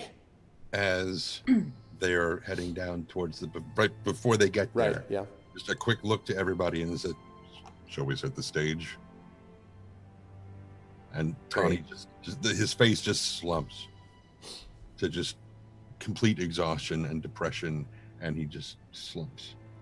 But he spares a moment to kind of grin over at Haleth and wink, and then back to just looking utterly dejected. Inge is gonna sit next to the door basically and do the same as Donnie does. Okay, River, Robar? Right. Yeah. Have we thought about where Haleth is at this point? Is he close to the door, or is he? No, he's a little farther back, towards the back wall of the cell. Okay. Yeah, River will just will follow Tawny's cue as well, but try to be as close to the door as possible. I'm going to, when they get here, I'm going to throw the most half-hearted punch you could ever hope to muster, as seemingly Robar's last act of defiance is to try and punch one, but clearly there's no venom in the throw. Okay, but when they enter, or just when they get to the. Yeah, when they enter, I'm gonna try. Yeah, okay. Fully expecting to get whacked in the face by something. Okay, so you all set up the way that you mentioned. The door opens again. A bunch of them bustle in. Robar, when you do that, you are smacked back. You actually take 2 points of damage. Then lie still, you filth. I do so. And the rest of you are all sort of lying there, and they say, and you see Haleth, he's still obviously freaked out, but he's not as terrified, maybe. And they kind of pull him to his feet.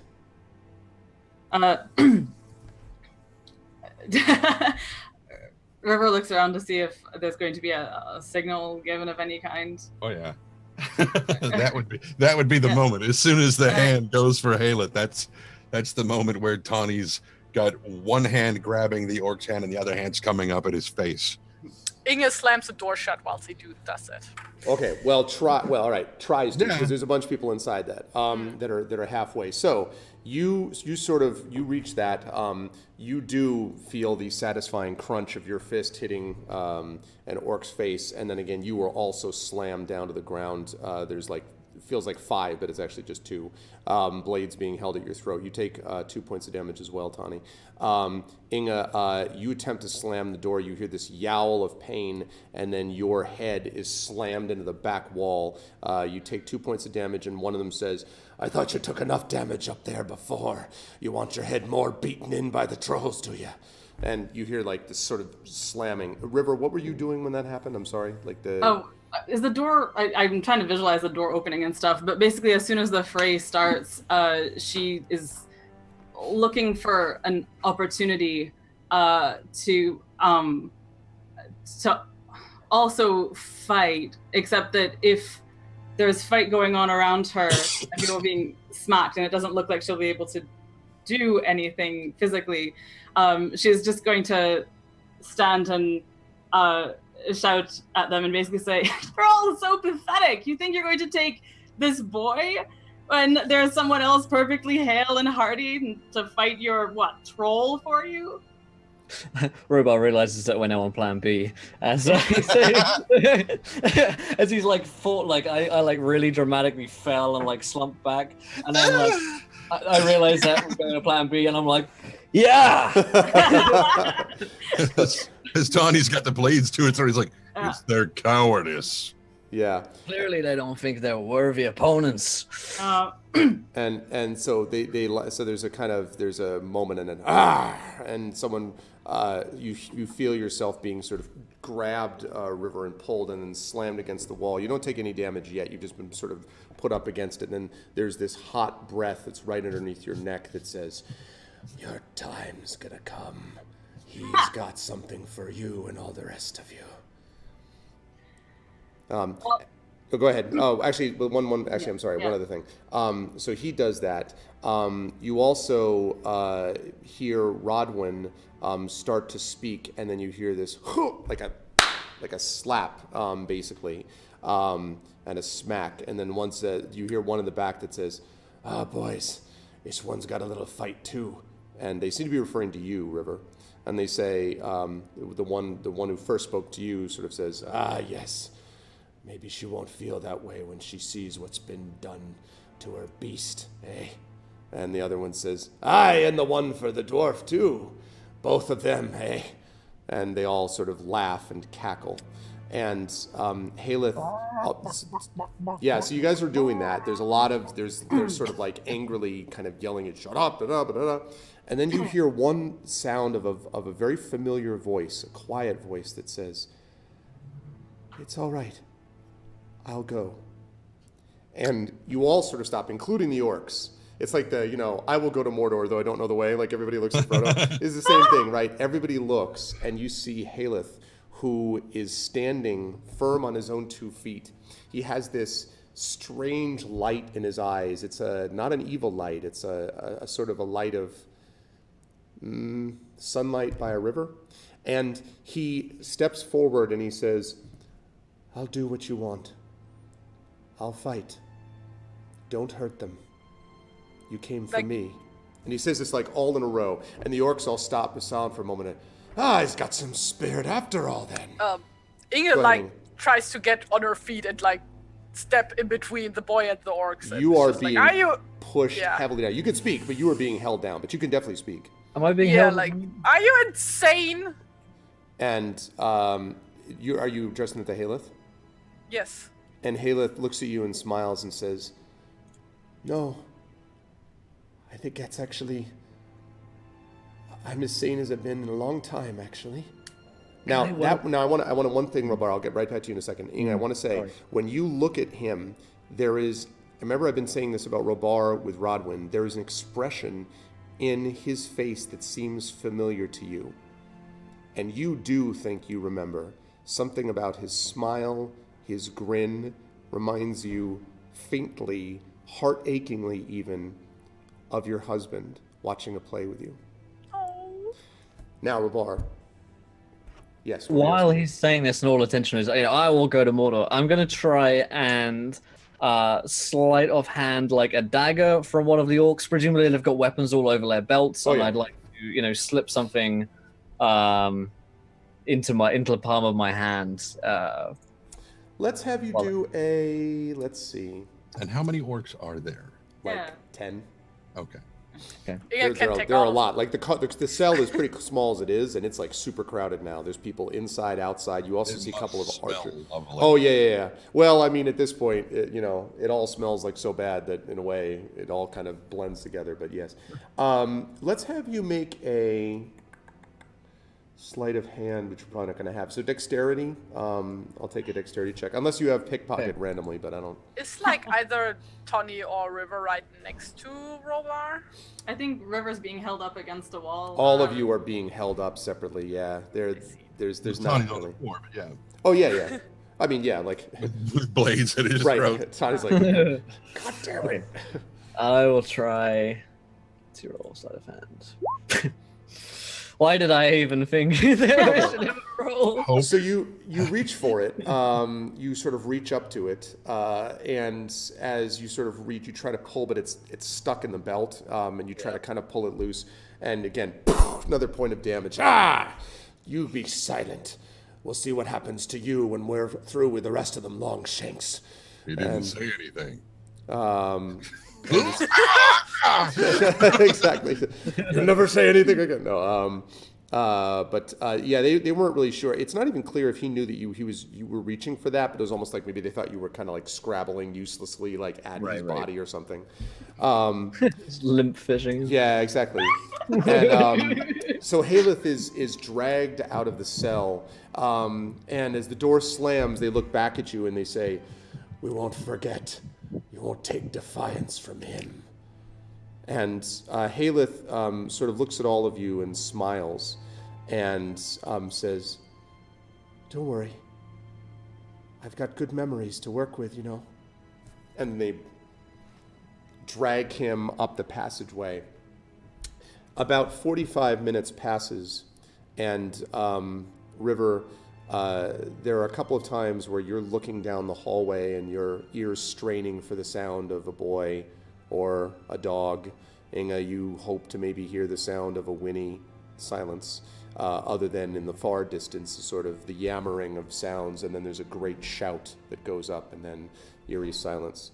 And a few minutes after that, you hear, I shouldn't say that, about 10 minutes after that, there is the sound of this coming back, the orcs coming back, and you hear the sound of something heavy being dragged along with them. And as they come down to the passageway and the door opens, you can see the orcs toss and this time I do kind of mean heading towards Lifeless, the very broken and dying body of Haleth. His body is covered in bruises and blood. His jaw looks broken. There's blood all over his face. And the orcs, but oddly, you would expect the orcs to do what they did when they tossed you in, Inga, which is to sort of yell at everyone and say, you'll be next. But they seem angry, like furious, like just outraged. And they slam the door shut and they storm off, sort of muttering to themselves. And Haleth sort of stirs, smiles up at you kind of faintly and says, "I managed to get him. I killed him. And he dies. I need you all to make a corruption check for me, please." What is that again? Wisdom? That is a wisdom, yes. That's a wisdom saving throw that you're going to be making. Fuck. I'm sorry. I mean... It's all right. I think it's understandable. I don't want to click A it. boy just died. Yep. I've forgotten where the saving throws Oh, are. Jesus Far left by your ability scores.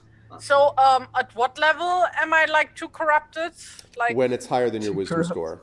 oh, that's great. What That's are you at dandy. right now? 6, Yeah. What is your wisdom, by the way? 11. Yep. Well, you take well, actually, I'll mention in a minute how much you guys take. So as I Sorry, try to is it? it's a wisdom saving throw. So does that mean I click? No, it's saving throw. It's saving throw. It should say Right next to your constitution. Yeah. Yeah, Oh. just slow right. No, wait. Oh, there it is. Got it. Okay. I think. Wait, what happened? Why is all the sound gone? Oh, there it is. Okay. There we go.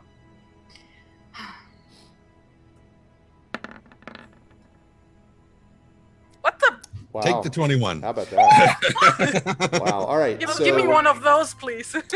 Robar, Share. Tawny, and Inga all take 4 shadow points. Oh, great. As you look at the lifeless body. Strangely, River, you, although you are devastated, you feel somehow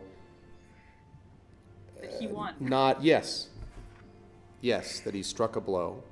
And as you're all sort of lying there, yes. Inga actually, like, when she's, like, sees the boy dying, she actually, like, basically crawls up to the bird, like, holds his hand and, like, starts to sob bitterly as he dies.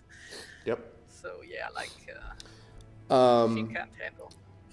As you were all sort of sitting there, you hear the coughing and choking of Aldor, who then falls completely silent and is no longer breathing.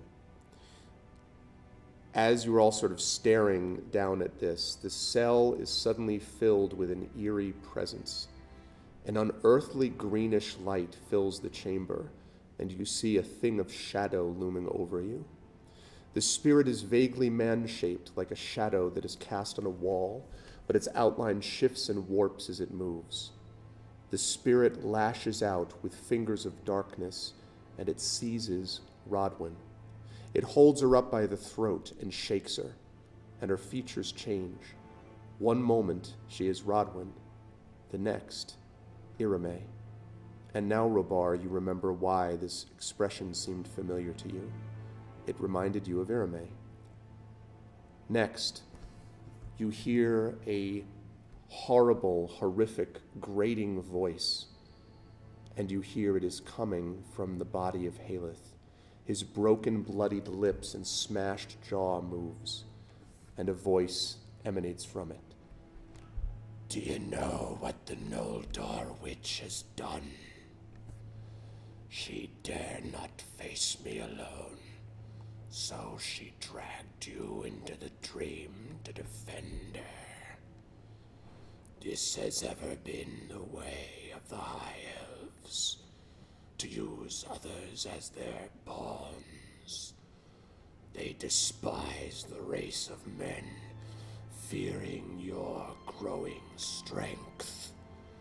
They hate the dwarves and are jealous of your craft. Even their own kin they do not trust. I am more merciful than she. Leave the witch to her fate. Deny her here and now, and you may awaken. Liar! No, never! Just Yeah, that's kind of what Tawny was going to say, but he's sort of at that snapping point again. So he's just and is going for punching at the shadow. This is the only thing he can think of to do. Okay. River screams liar, and she's like, I mean, so is the Haleth sort of sitting up in a puppety way? Or... No, he's just Okay. lying there. It's just, you just see the lips and the face moving itself. Go ahead, River, I'm sorry. She says, sorry, it takes me a second to articulate words sufficient to the moment. Yeah. But in addition to that, she says, how dare you sully this child who managed to defeat you? Be gone! Just be gone! Okay. Robar, Inga, what are you doing? Yeah, Inga is just like, because she was like previously holding the boy actually, and like she let go when like the shadow Yes. appeared and stumbled back a bit. But yeah, like she's just like grabbing the boy by the his corpse anyway, by the shoulders basically, and like shaking him and like throwing all sorts of curses at like the shadow Okay. in Dwarvish. Yeah, Robar will say, you are the coward here. Face us. Or face death. And he says, I am death. I am the shadow of what you fear. No. You're a cowardice. We are hope. That boy is hope. There's a moment of silence, and then you see the creature draw itself up. Share her fate, then. Despair. And utter darkness crashes down upon you. Now, I'm going to need each of you to make a check, but I'm going to make a couple of different, I'm going to add a couple of modifiers here. I'm going to ask you to add 2 to your roll because of the work that Tani did in trying to keep Aldor alive. I'm going to ask you to add 2 to the roll because Haleth died bravely.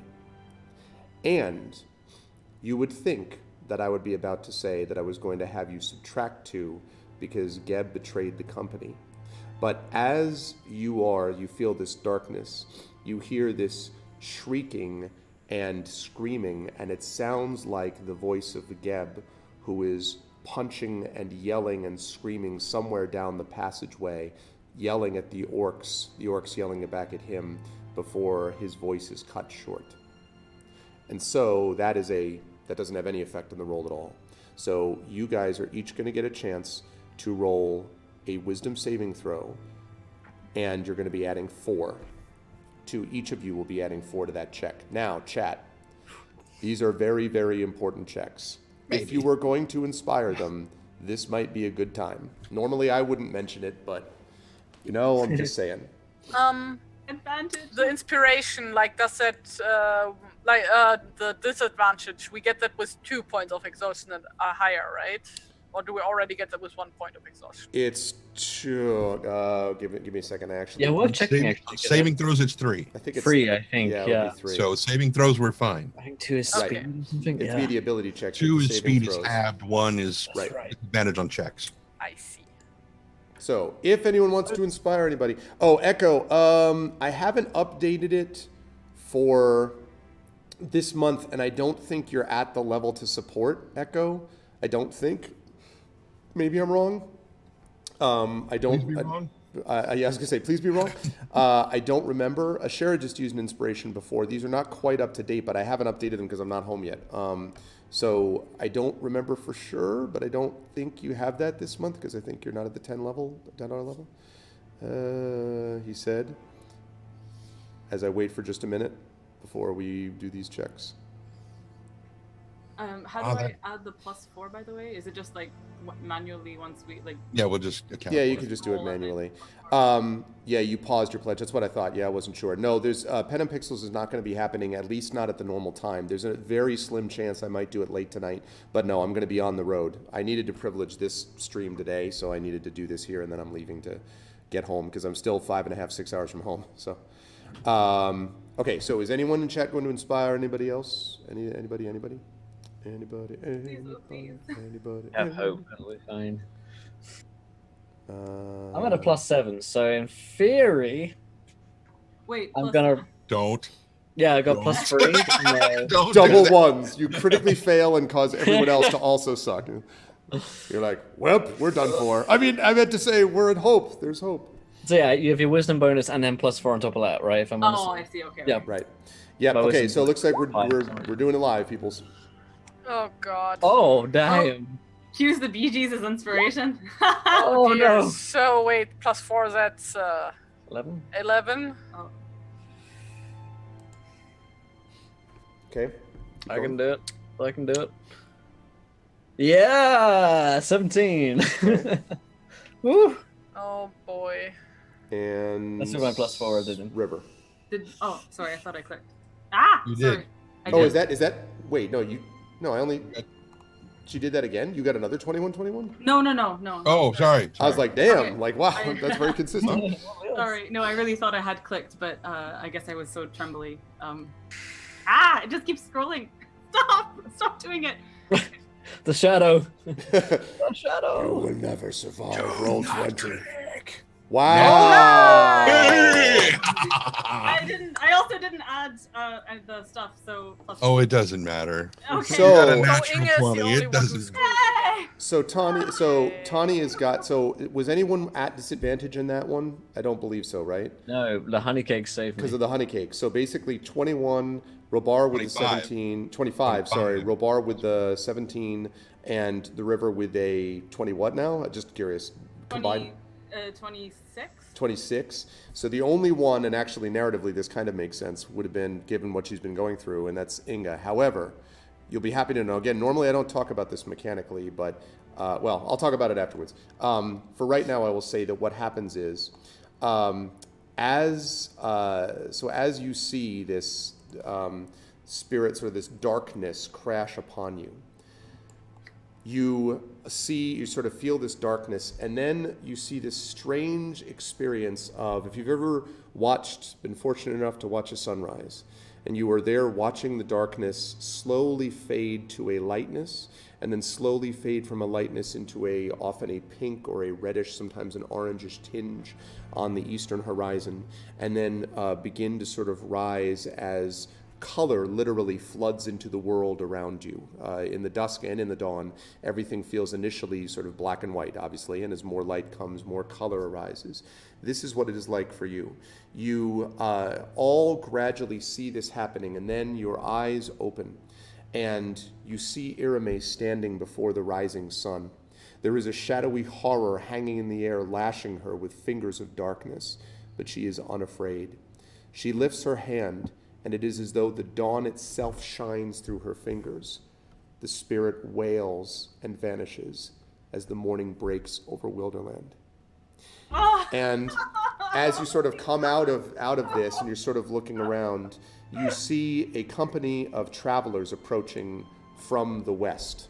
You were out of the dungeons, quite obviously. You are back. There's a ruined city below you, etc., etc. You are back in the present. And there are two, apparently, lords. They look like elf lords, alike in appearance and garb, dark-haired, gray-eyed, their faces elven fair, clad in bright mail beneath cloaks of silver gray. And they come riding up at the front of this group of elves behind them. And they quickly dismount and run up to them. They run up to Irame, who is sort of on hands and knees now from exhaustion, and stands up, and she looks at them and says, Eladan, Elrohir. These are Elrond's sons. And she looks up at them, and they explain. Eladan says, we sensed a dark presence in the night. We came as quickly as they could, as fleet as the wings of eagles. But perhaps we were too late. And she says, no, and she holds a hand up to them. No, you were not too late. There was a spirit who attacked us in the night. Some ghost out of Dol Guldur, perhaps. It tried to destroy us. And then she looks over, and for the first time, she smiles at all of you. This is the first time she has smiled the entire adventure. The smile of dawn. And says, it seems there is strength and fire still in the hearts of the free peoples. These companions aided me in my struggle. They preserved hope when all hope seemed lost. I spoke truly when I said our meeting was ordained by the stars. And there's sort of silence, and she says, this was the party I came here to meet. They will bring me to Rivendell and to Lord Elrond. But this encounter means that much darkness is arising. You must bring word to the wizard Radagast and tell him of what has transpired here. He must know of this. This spirit was driven off and not destroyed. I did not think such evil things were abroad in this age of the world, but I was wrong. Darkness is coming, I fear, and I have not the strength to fight again. I will go into the west, but I leave you with my blessing for what it is worth. Now, she sort of stops and looks at all of you and again smiles. And then she goes over to all of you, and she lowers her head as if she is just sort of gently kissing the forehead. And as she does this, each of you feel this lightness just for a moment. And I mean physical lightness, like your body seems to weigh less by some palpable, albeit, not, you don't float, but you feel this lightness as she kisses your forehead, and she does this to you, Tani, and to you, Robar, and to you, River. And then to you, Inga, she crouches down where you're still sort of sitting, I think kind of half stunned maybe. And she says, hope may be found even in the moments of greatest despair. Do not forget this, or what those you have lost meant to you. And then she also places this kiss upon your brow. And she turns to all of you. There will be a mechanical effect to that I'll talk about later on. And then she rises to her feet, seems sort of exquisitely exhausted, but is able to stand, and says, so it is goodbye, my friends. I would take any words you have.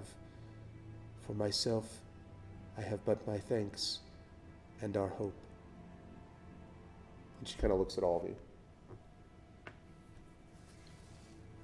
you. River still feels stunned.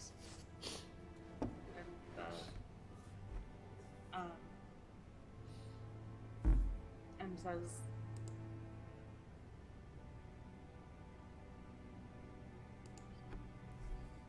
"To travel and journey with you here, my lady, has been..."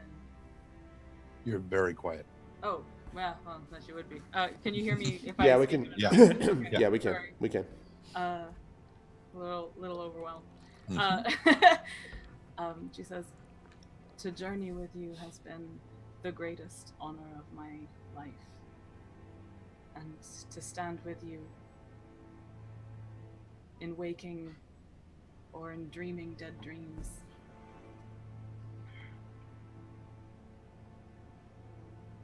I can't describe it, but it too has been more honor than I thought I could live in a single life, let alone a single night. I wish you well on your journeys." And she kind of inclines her head and nods. And she says, "Music fills your soul. May you play it in harmony." And she then turns to the three of you who have not yet spoken.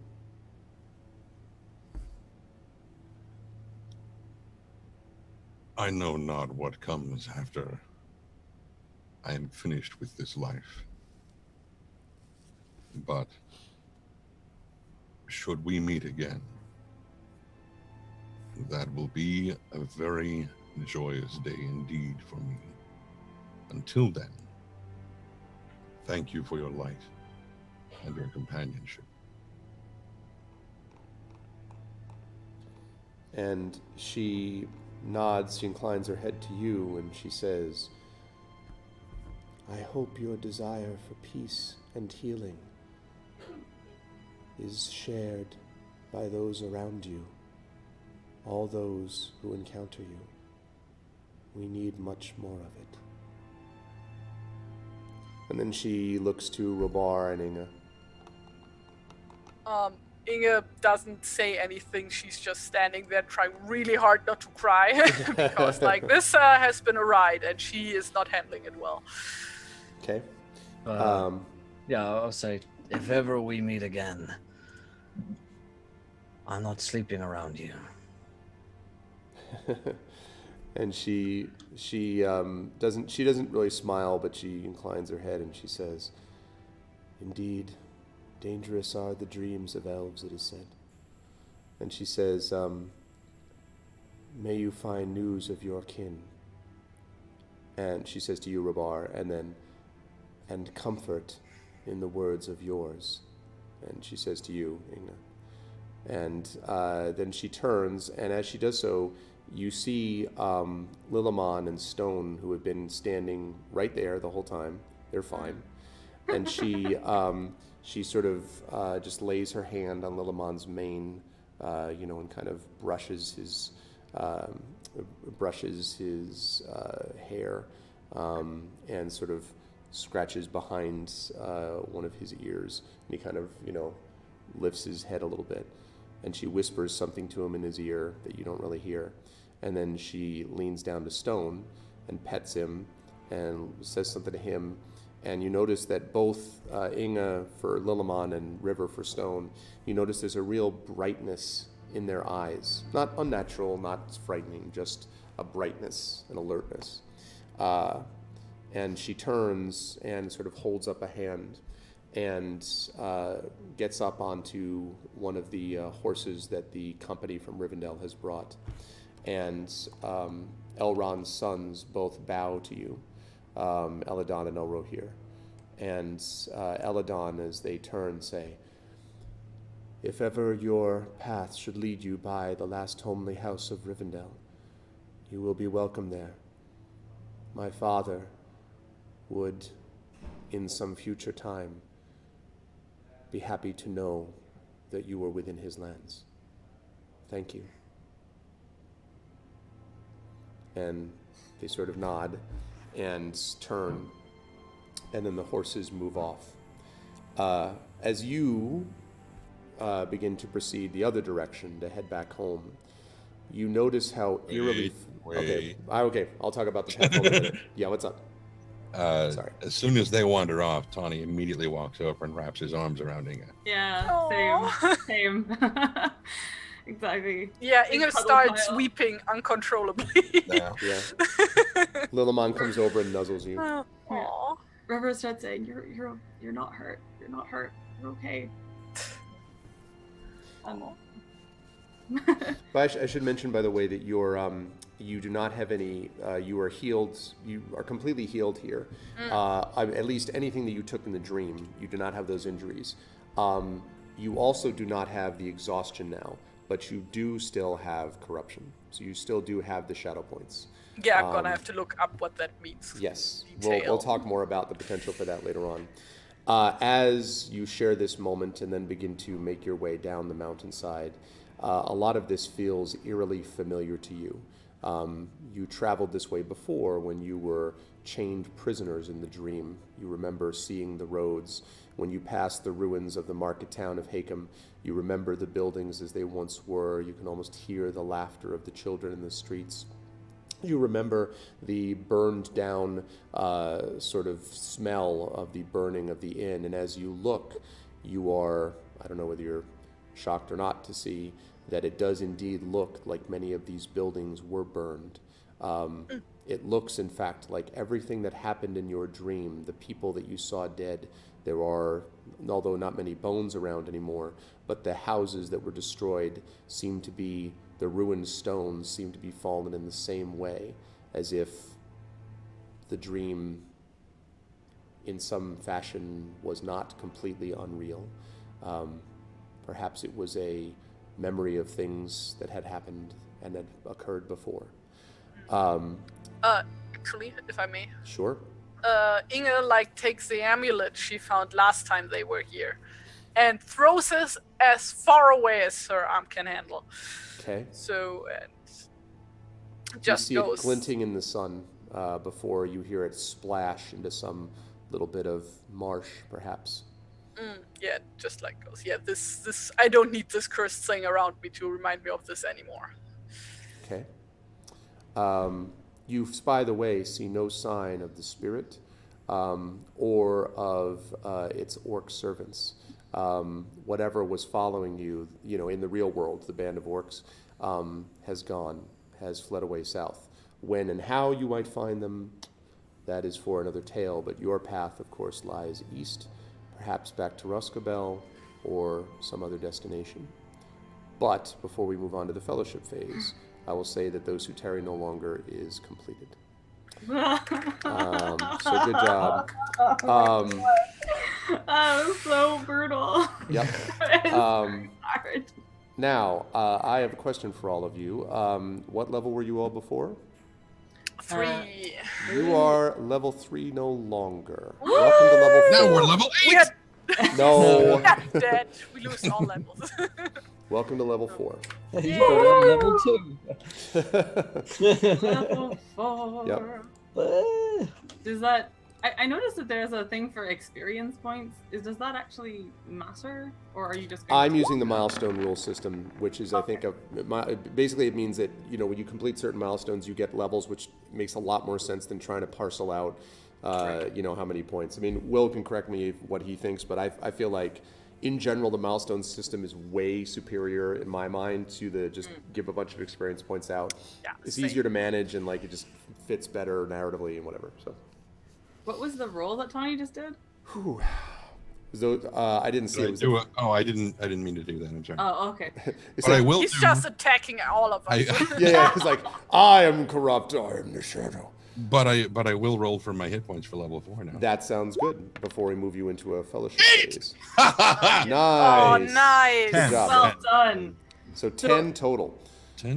Wait, so just just hit click the die number. plus, Just click the word hit dice. and then it automatically adds my con? Yeah. Okay. Here we go. Wait, Oh, wait, do I roll 3 or 4 of them? Sorry, just clicking hit dice, right? Just click the word. Yeah. Just click the word hit dice. That's how many All right, so we're Points bar away. get 4 extra. Wow, the 10. Nice. Oh, Damn. that was one of Oh. those. Yes, yes, like. So, Yeah, Inga's just like gonna go to the next piece of swamp water and just drown herself at this point. I'm just gonna Oh put this my torque God. around my neck and let it pull me down to the bottom. I mean, it's again. I've said it a million times how much the narrative just is. It's amazing how well that fits. Yeah. Wow. Okay. Uh-huh. So, 30. Sorry, do we go up to full hit points or no? yes. Okay. Well, yeah. Yes. Okay. Now, in terms of now that you have not yet had a long rest, that will happen when you get back to wherever you're going. But yes, your hit points will be at full now, essentially. And the number of hit dice that we have is the same as our level. So Correct. You now have 4. Cool. Right. Okay.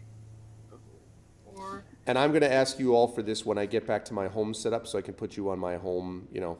My notes for you, which I have back home.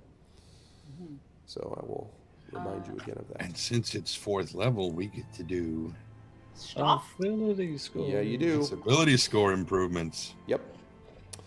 Oh So- wow! And that's tough.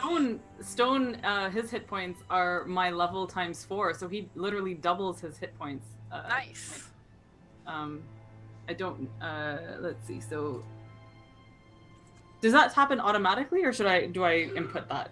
Because it says formula. It says owner's level times 4 as 4. I guess I'll just change it. Yeah, I mean, although if it's automatically, so because actually that was Bert, Real Saxby. I can't remember the name again. I know the name, but can't put it all together in my head. Anyway, he was the one who set up this thing for us, which was super awesome. So, all right, and yeah, let's take a look at this step by step here. So let's start with Tawny, because we have about 25 minutes left or so. So let's start with Tawny. So Tawny, let's go to what you've got. First of all, let's see. So at level 4, not this. There we go. All right. So let's see. Adventuring age, speed, virtue, blah, blah, blah, blah. Right, not any of that. So instead, we're going to look at the scholar. We're going to look at what happens to you at level 4. I'm doing this so that I can also cue in the folks watching. So, at level 4, you get, first of all, your proficiency bonus is +2, but you get a character improvement. So that means that you can increase 1 ability score of your choice by 2, or you can increase 2 ability scores of your choice by 1, or you can take a cultural or open virtue.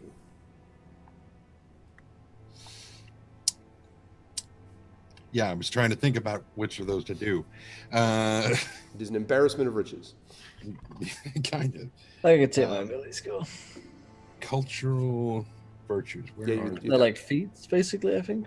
Yes. And let me give you an example. So let's look at virtues.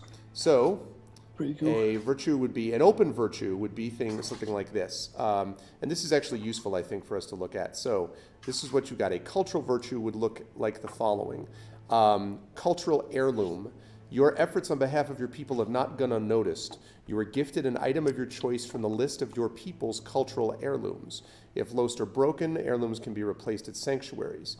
And, if I can jump down to 156. So, heirlooms would be for the Bjornings. There we go. A giant slaying spear. It's a great spear. Noble armor, which is a leather corselet, which gives you advantage on charisma checks and gives you a +1 bonus plus the bonus for wearing a leather corselet. Or a splitting axe, which has a wedge-shaped head capable of rending armor with its strokes.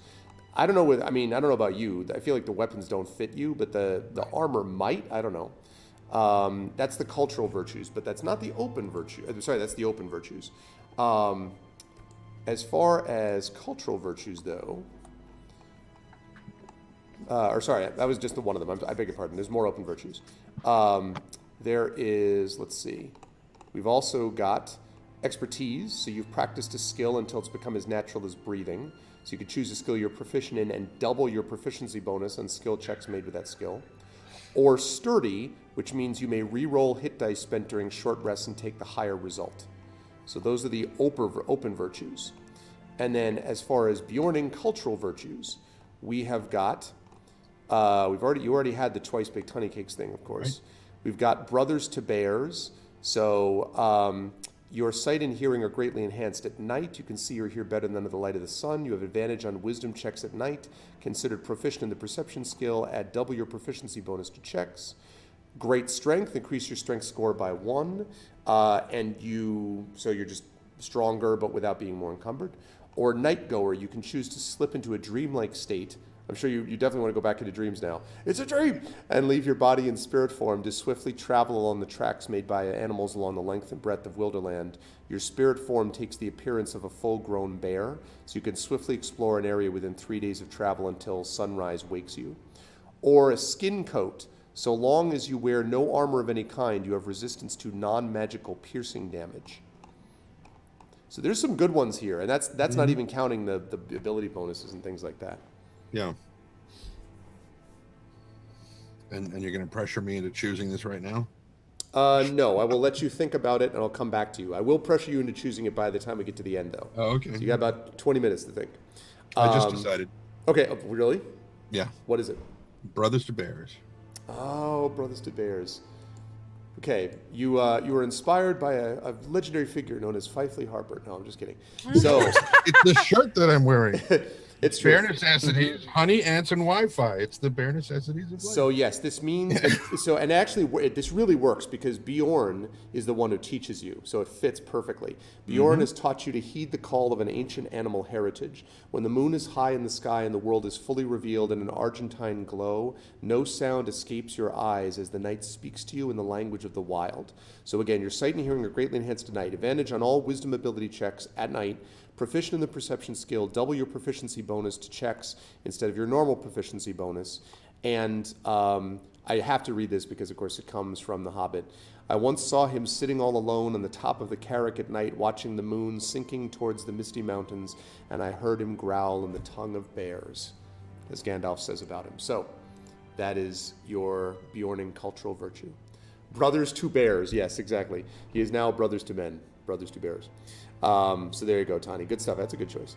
Robar, you have got many choices as well. I do. In addition to the ones previously mentioned, let me see. What else have you been? I'm sure you've been looking at it already. What else do you have as a level 4 thing? As I jump to the PDF spot that has this. Yeah, I'm actually on a new PC, so I don't have the PDF, so I'm loading it up. Oh, you're doing the same thing? Okay. Great. Let's see. I got it here. It's doing that annoying thing where PDFs just load. Yeah, I know. This is okay. Not that. I'm sorry, guys. There's like I'm staying muted because there's a garbage truck. But do you have? I know you sent me the PDF. I'm trying to locate it on this computer in my. I can send it to you again if That'd you be need awesome. it. Sure. Thank you. Sure. Just give me a second and I'll do that. Okay. Oh my God. The garbage truck is like obliterating people while it does this. I know that pain. Yes. Yeah. You know the feeling. That's Check true. them out. It's actually transferred. I've got a few cool things. Dunedain cultural virtues. Dauntless guardians. You've been raised in a land dotted with desolate ruins and burial mounds. You have heard the dead whisper with cold voices out of lonely barrows, while ghostly lights dance on haunted hills. There are a few among mortal men who know more about evil spirits or fear them less than you do. Ooh. First, select this virtue, you learn how to see the unseen. You may later reinforce your spirit of strength or of will by learning it as you're undertaking during a fellowship phase. Finally, you reach the stature of a true Wraithbane by training as a new undertaking during a fellowship phase. That's pretty cool. It is pretty cool. Wraithbane? Does A it mean wraith? like people, like you hate raves? Yeah. No, and like is considered to be a threat to wraiths also. Yeah. She Not said that you guys are running I any hate wraiths. science. Wraith with a double. Oh, Yeah, wraiths. I was like raves. Isn't that Ra- like the techno thing? I was like, waves. You are the bane to all. I'm just thinking of the techno Viking. If you guys remember that one. Yes. You are the bane to. Oh man. Wow, this is crazy. Royalty revealed. Northern Dunedain only. I don't know if I am. I belong to a bloodline of kings, but I've learned to hide from enemies in the twilight years of their kingdom. You may take a bonus action to reveal yourself in battle by shouting an ancestral battle cry or unsheathing a weapon of high lineage. For example, showing a device or coat of arms. Your allies within 10 feet immediately recover 1d6 plus charisma modifier and hit points. Your enemies within 10 feet must make a wisdom saving throw, DC 15 plus charisma. Failure means that they are frightened for 1 minute and must spend all of its turns trying to move as far away from you as it can. Dude, that's dope. That not only that, that's you. I mean, like, isn't that what you've been making? I mean, yeah, he's the whole like, I don't know who I am. I mean, the truth is, all of these are good. Okay, so this is just the part where everyone gets annoyed because the Dunedain are just like amazingly badass. Like, even sterner than steel, right? Is like, you resist shadow corruption better than most. Your spirit is resolute. Your mind is not easily overthrown. Raise your wisdom score by 1 point. You're like, yes, this is all. And of course, Aragorn has all of this. By the way, like, he can do all of this. Like, he's just, you know. Is this like when he's jumping on the thing, screaming, Alan? Oh God, I love Aragorn. It's such a great character. Anyway, so I mean, it's up to you. You can certainly do the. This is why they do this too. They do this because that way everyone's like, I'm going to bid my ability scores. They're like, are you sure? Because look at these cool things, you know. I might go with royalty reveal. Dude, that is pretty dope. Factor, yeah. I know you were going along the line of the shadow sense, and I'm totally willing to have you go that way too. But that is pretty badass. I mean, yeah, I like that. Okay. I'll think about it still. Okay. While you are figuring that out, let us move all the way down the line.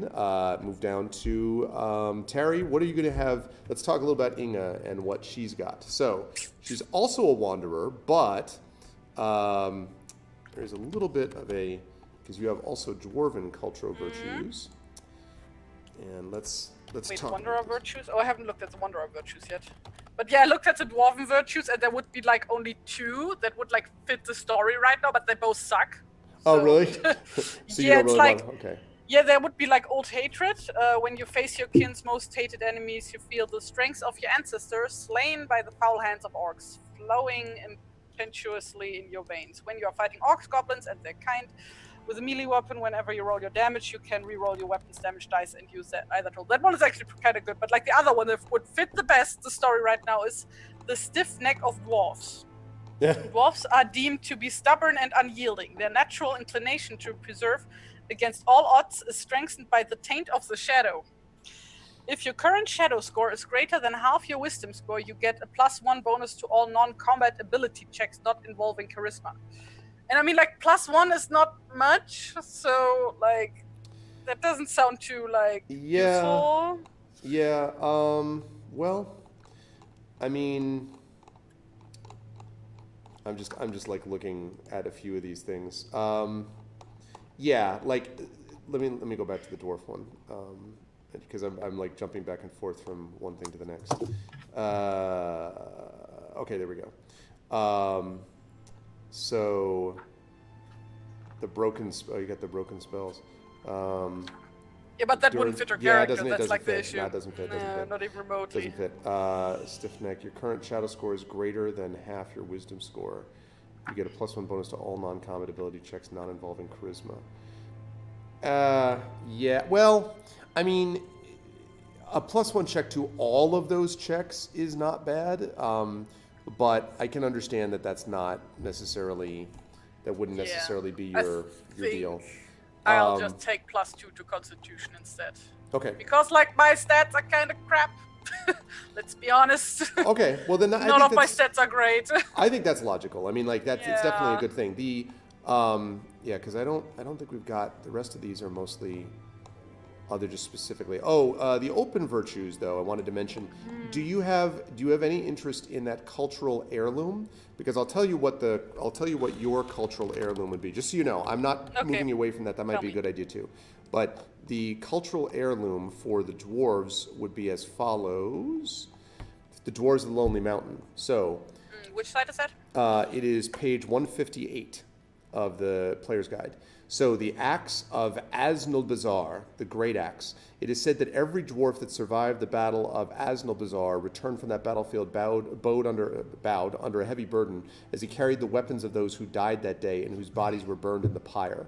You gain a +1 bonus to attack and damage made with a weapon, and whenever you attack an orc or goblin in any combat, the first time, not every time, the first time, you gain advantage on the attack roll.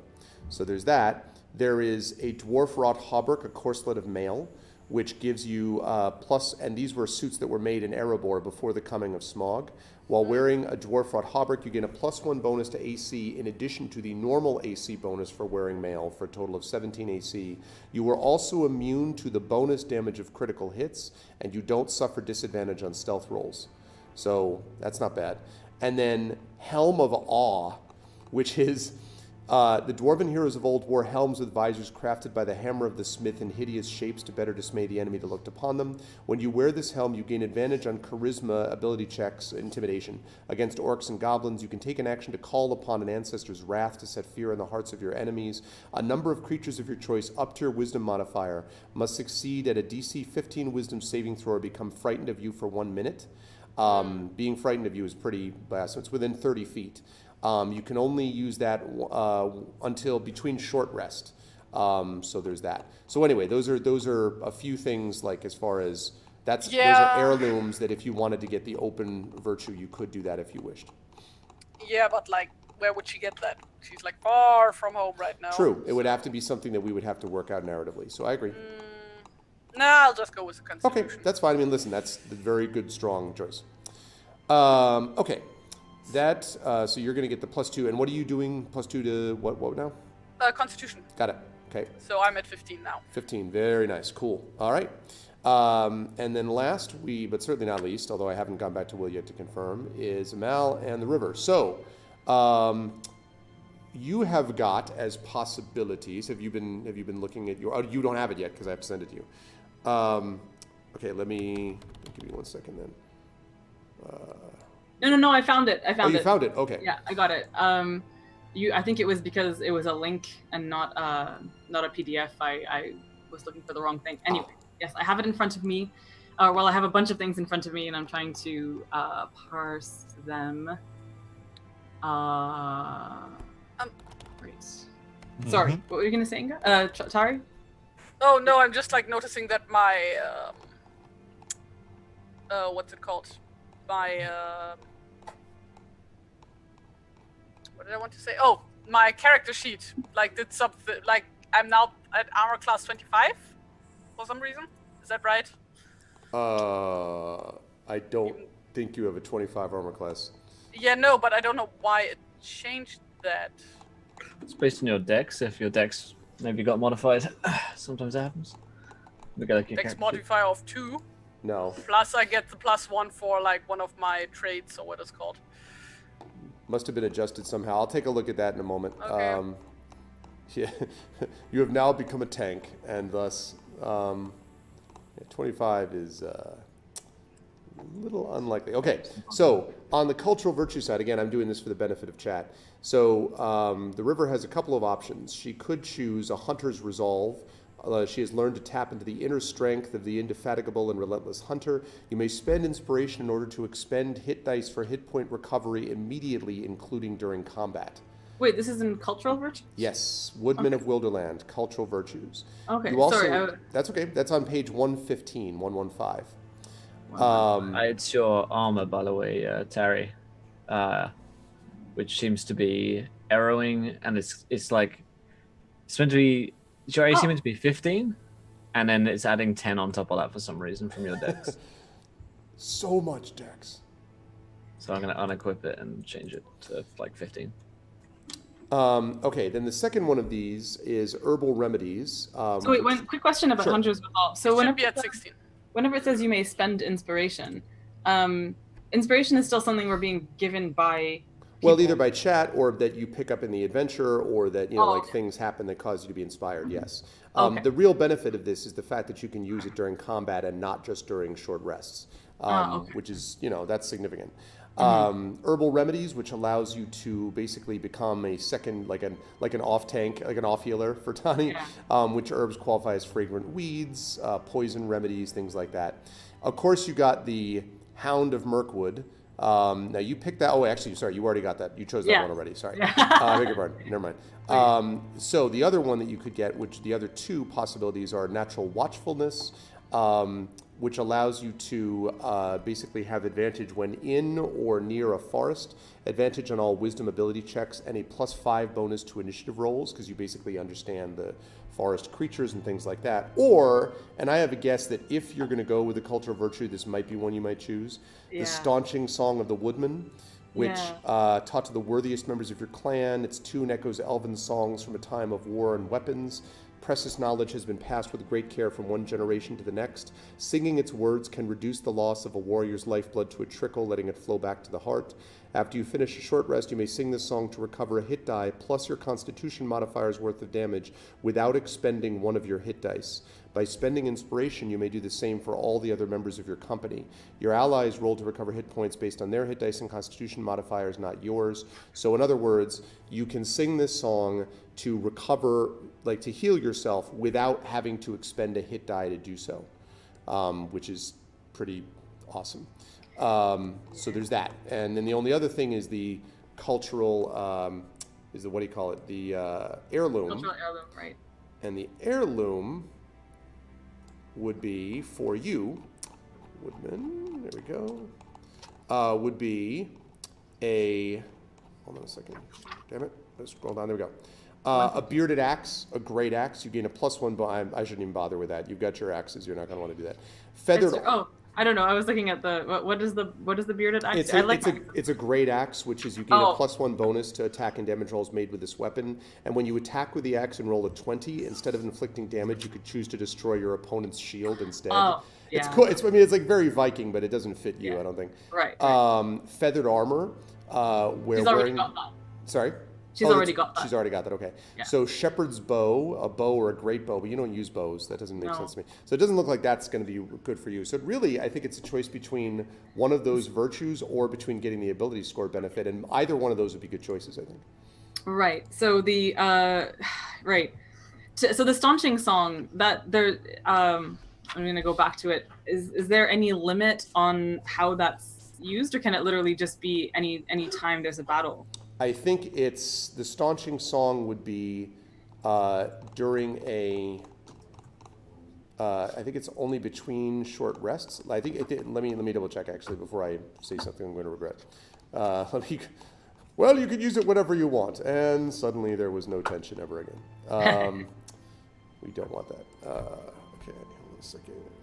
Choose. Damn it! This is why I prefer physical books. All right, not that. Yeah. After you finish a short rest, you may sing this song. So, I mean, so the mechanics of a short rest, though, are that you get to.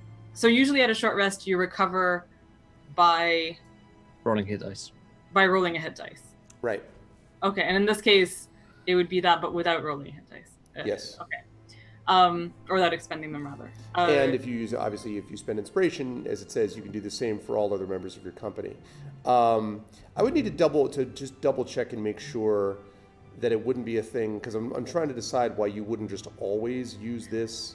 I know why. The thing is, yeah, go ahead.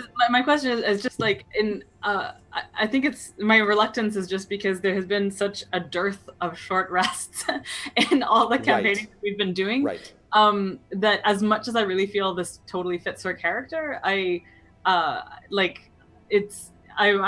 will it actually confer any kind of benefit ultimately, is my question. Because short rests are easier to come by than long rests, then it behooves you to have healing skills that you can use during other times. However, I agree with you that I don't know. I mean, I think the reason that they do it this way is that having this allows you to basically. This is the thing. Let's say you use your hit dice because you have 4 of them. Let's say that you're down, 20 hit points, right? Right. You're going to need to roll most of your hit dice to get that back. Right. And so once you get that back, that's great, but then you're out of hit dice. This Right. gives you another additional one, but you can only recover a single hit die and your constitution modifier. So if you're down 20 points, the best this is going to give you is whatever the die is that you're rolling, but like that amount plus your con modifier. So it's not like, and you can't do that and expend hit dice at the same time. So this is the kind of thing that would be sort of like a last ditch, you know, after I've used my hit dice, I do that. And are you going to have that many short rests? That's a good question. Not so far. However, past performance is not necessarily indicative of future result, right? Like it's possible that will change in future adventures, but yeah, it's a little, the other song to me, the whole, you know, during combat, that's pretty, I mean, that's pretty badass. Like that's the kind of thing, like during combat, there are many sequences where you'd like to be like, I heal them for this amount of damage. You guys don't have any like lay on hands or, you know, like any of that. Like Tawny can't like shove a honey cake in your mouth while you're actually trying to fight. Well, so, yeah, like, because Tawny has hands of a healer, but that's also limited, right? Can't do it during combat. Can't do it during it. But there isn't a song that you could, well, there's like the only song that she has during combat is Songs of Slaying. Right, and but that doesn't heal though. You fight better, exactly. Right. So, so this doesn't do that. Okay, and the other options are natural watchful, because the thing, I'm looking at natural watchfulness. That's also good, and I will tell you, I mean, there are going to be at least one, if not two adventures that involve the forest still, but not all of them will, so, you know. It like, that one at least makes sense to me because she grew up in a forest. Yeah, for sure. And the, and Herbal Remedies, like both Hunter's Resolve and Herbal Remedies also both sort of make narrative sense because she is traveling with Tawny, and I've got to expect that in their downtime she learns stuff from him too. Sure. So I would buy that for sure. Yeah. Oh man. This is a difficult choice. And sorry, and so the virtue side is one thing. What is the other one? So abilities, I could either do 1 at +2 or 2 at +1. And that's also really good. Like, I mean, you don't get a lot of chance to upgrade your ability check. So when Tarry did that for Inga, like it's not like that's a consolation prize. Like that's pretty good. Right. You know, especially if you're taking something from an odd number to an even number. Oh, so this is like the actual. Sorry, I always think of them as attributes as opposed to abilities. That's right. No, the actual score. The actual score. So that's like right. And so I can do 1 +2 or 2 +1. Correct. And by the way, the maximum you can ever get on an ability score is 20, by the way. So just so you know. Right. Oh. Yeah. And I mean, and you use these all the time, right? I mean, it affects saving throws, it affects everything. So I mean, like that is also good. Damn. That's why I said most people are immediately like ability, but then I'm like, but what about this thing? And they're like, oh, that's awesome too. So, right. Yeah. Damn. For example, Tawny's strength is 13. If I were to increase that by 1 to 14, that's when you get the extra bonus. Right. Yeah. Yeah, I have been thinking about that for a long time. Ones are more worth taking than others. I was thinking of increasing my dexterity, but I'd have to increase it by 2 in order to get a plus bonus, so it's almost not worth doing. Yeah. Unless I really want a main dex, which, right. Yeah, and like I can't roll anyway. I was going to say it would help with crossing rivers, you know. Yeah. Oh man, I really have 2 minutes to decide. Crap. Wasn't there something you were going to talk to Will about? Will about? Yes, I can jump back to Will while you're thinking. Go for it. Yeah, Will, have you decided, sir? I was thinking of doing the reveal, royalty reveal. It is so badass. Because it's just cool. It is really pretty amazing. Holy shit. And it fits perfectly. Just like, you know, I am the starter. It's like, oh, Jesus. Everyone's just like, damn.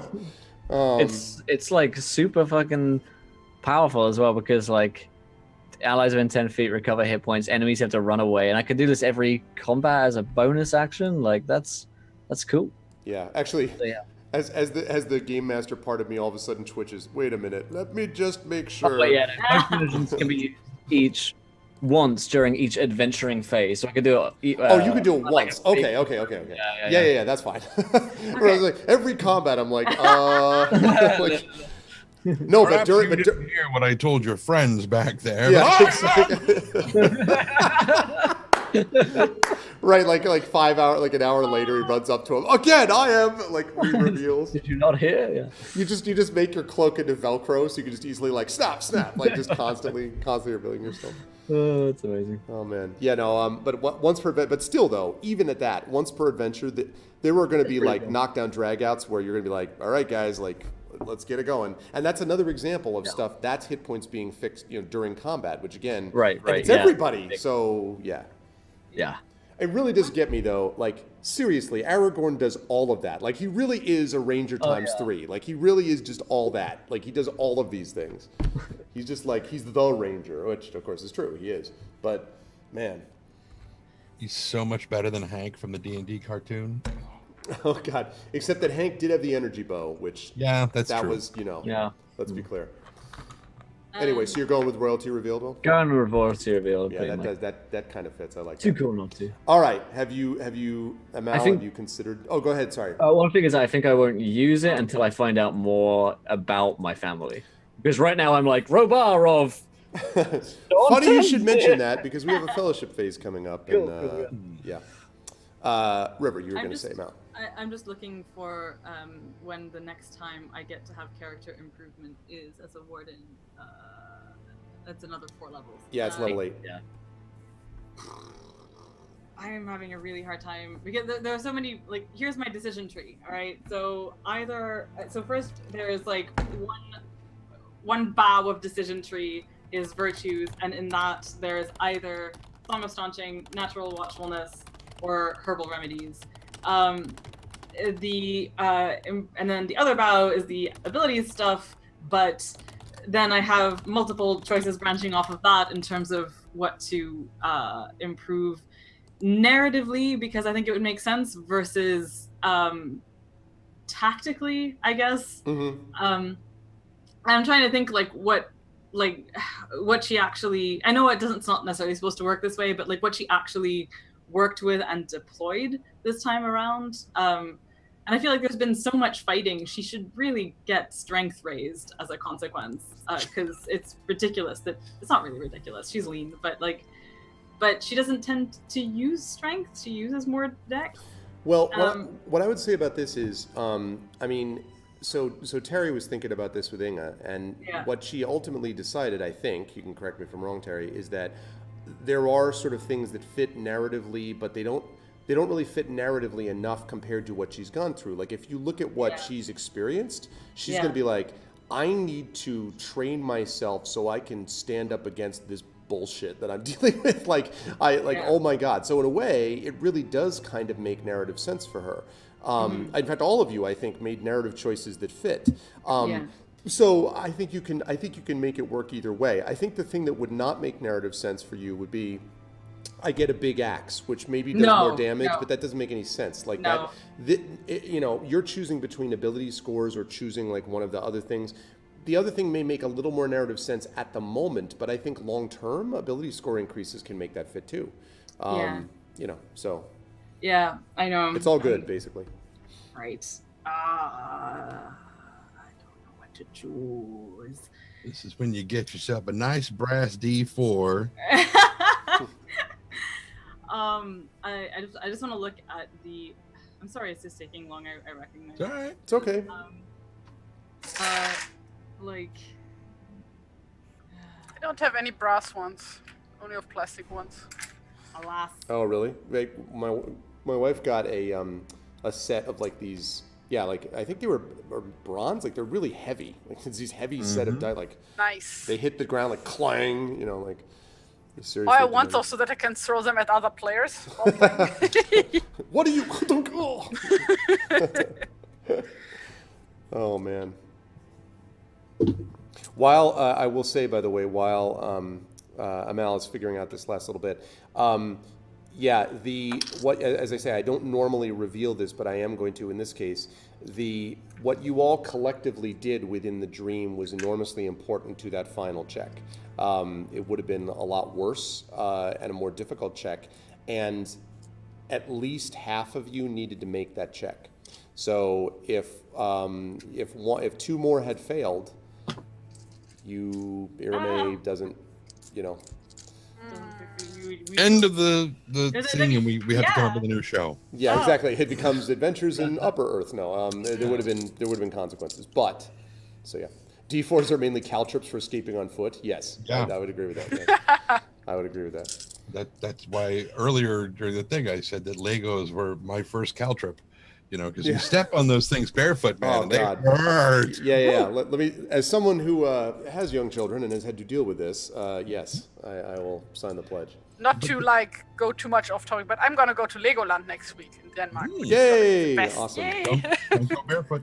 I've been Yes. don't go barefoot. Don't go I've been to small little. That's cool. I want to hear how it is. I've been to small little Legoland places that are like little like indoor facilities because both my daughter and my son really love those, but not the big one. So yeah, You know, the OG Legoland in Billund. nice. Yes. That's Wow. awesome. Childhood dream come true. That's nice. That's awesome. Literally. Talking about the game, when the moment where that I think I was the most like yes was I was sitting here and I'm thinking, okay, so she's battling this thing in the waking world, and we've got to find a way to battle this thing here, so that while she's fighting it without, we can be fighting it within. But how are we going to do that? I'm like, how do you fight a creature of shadow? And I'm like, with light. Okay, so we've got, and that's right. Right. When Yep. that's right when Amal was like, hey, let's do this. I'm like, that's exactly what I'm thinking. Yeah. That's exactly what I'm thinking. And so she's like, you know, what's a happy memory? I'm like, I've got a happy memory.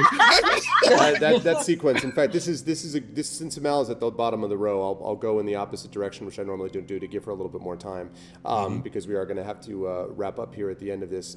You all should be very proud of yourselves. You handled that beautifully as a wonderful, wonderful role-playing scene, and you really. I have said all along how much I'm lucky to have really, really good players. I want to make clear to chat and those watching video, this is not a normal thing.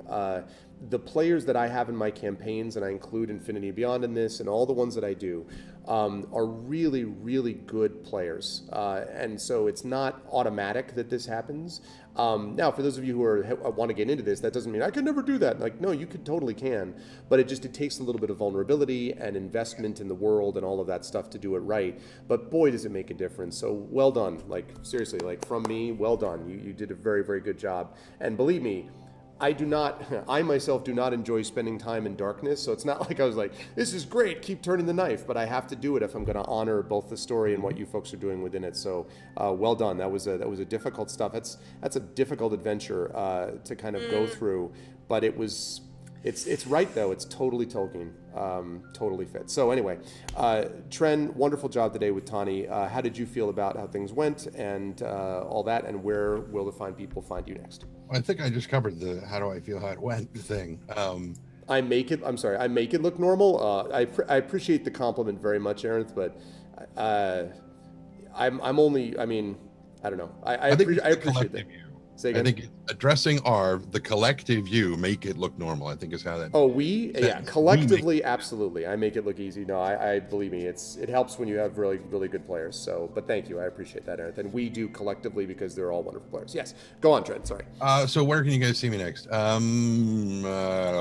a great question. I don't know if we're doing City of Mist on Thursday or not. Now that Gen Con is over, supposedly we're going to be wrapping up. The Wednesday night crew is already done with their City of Mist stuff. Okay. Presume that the Tuesday night crew and we, the Thursday night crew, have got to finish still. But aside from that, the most recent thing that I did that you can see is, or rather listen to, is that story that I narrated for the Escape Pod, me, Meg, and the Thing, which was so challenging. Yeah. Because of the way that it just that finally went up. I think on the second or third. Oh, nice. So that's up on. I'll put a link to the thing in the chat in a minute.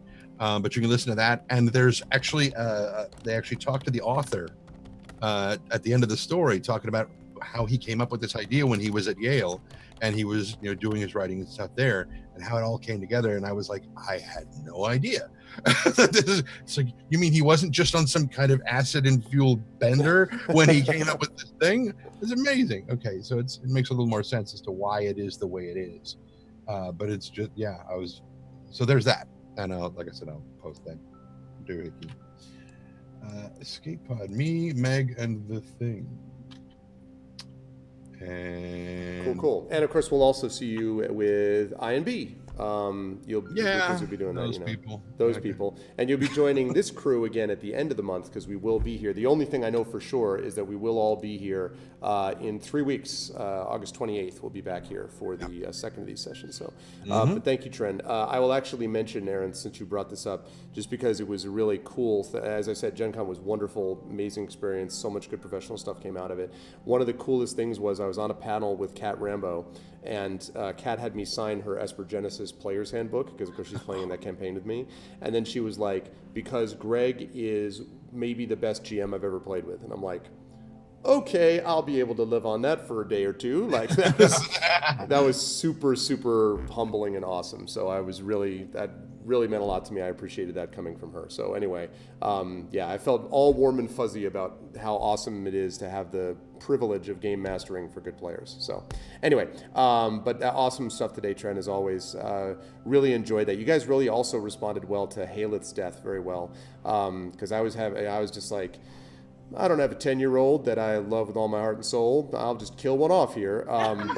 But it was really nice to see how you all handled it, and the fact that he could have been taken away and just killed and slaughtered instead of actually fighting back within that dream. So anyway, good stuff, Trent. Very good stuff. And definitely follow Trent on all the things. Trent's name came up several times this past weekend because we were talking about him being the voice of Espinoza in BattleTech and about doing other things. And so I talked him up quite a bit, as I usually do. So So if he gets a ton of work, and once he becomes a super rich, becomes the Troy Baker, next. And I forget all about this Craig guy. Forget all about me. Yeah, Craig. Yeah, exactly.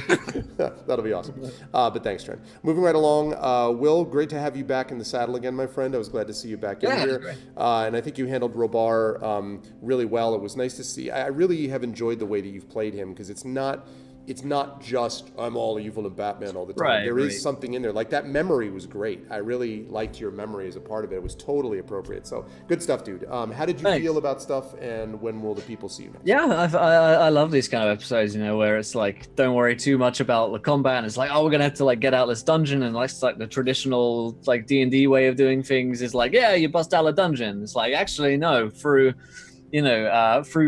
kinship and friendship and memories, that's how you win, and that's a much more Tolkien-esque tale, I think, than, oh, well, we grab the swords and then we bust out and run away.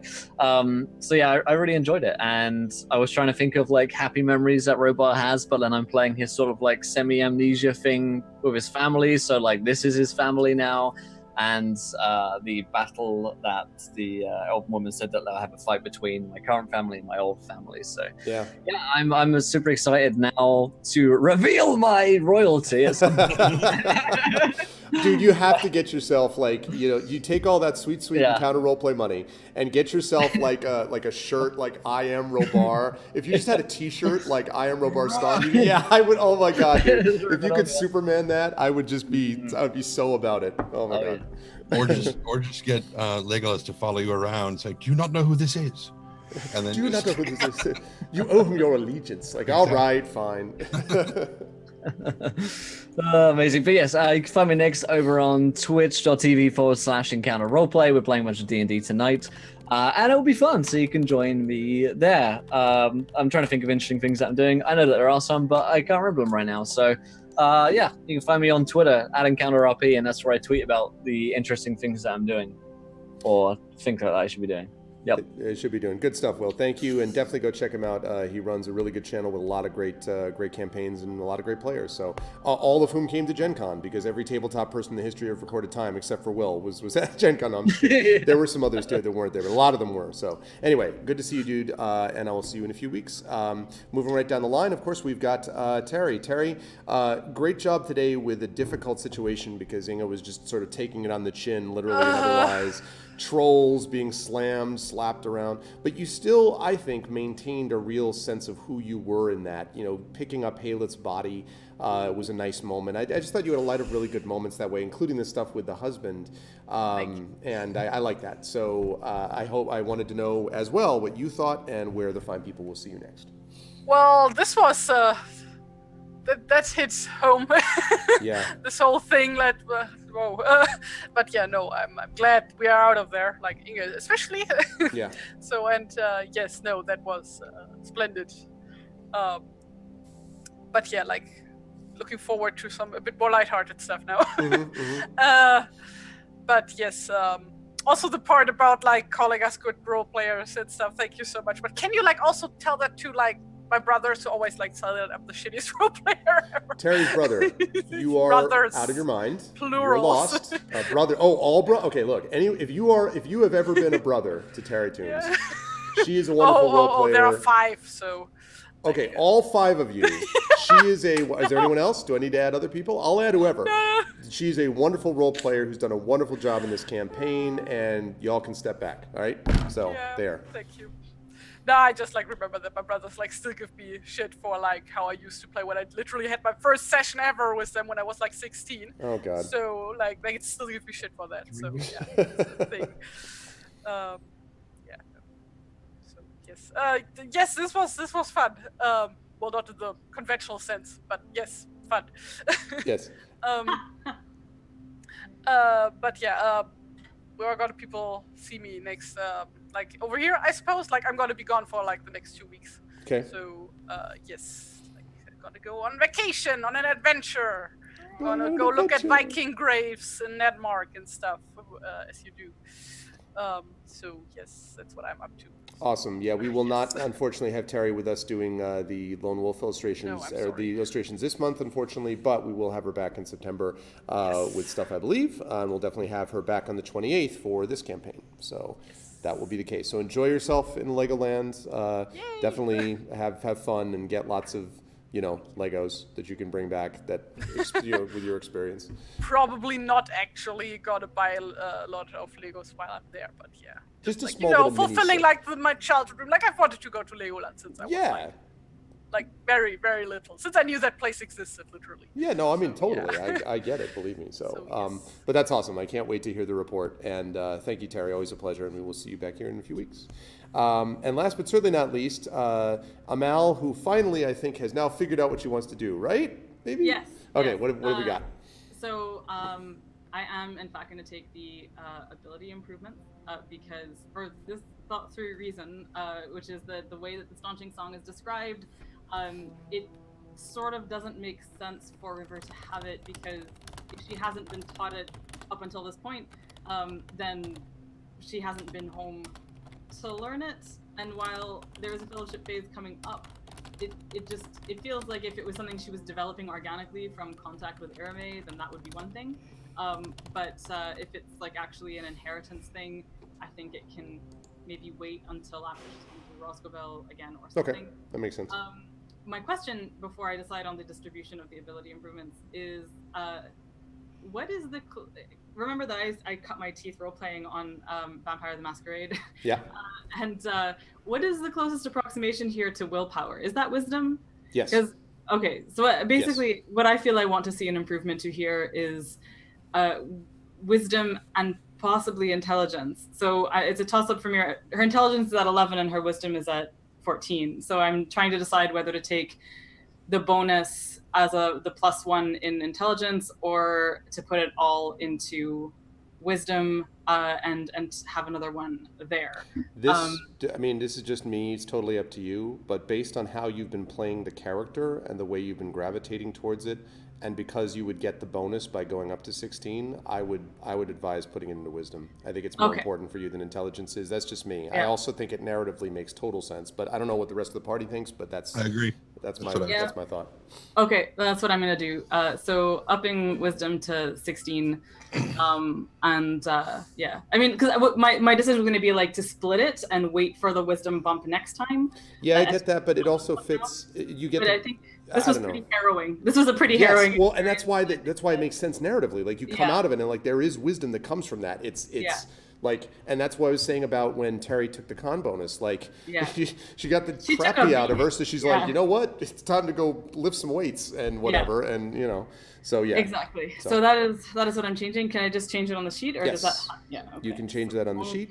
While you're doing that, how did you feel about stuff today, and where will the fine people see you next? Oh my gosh. Well, I mean, if I go get sushi, it will only be because I'm hungry and not because I am drowning in a pit of despair.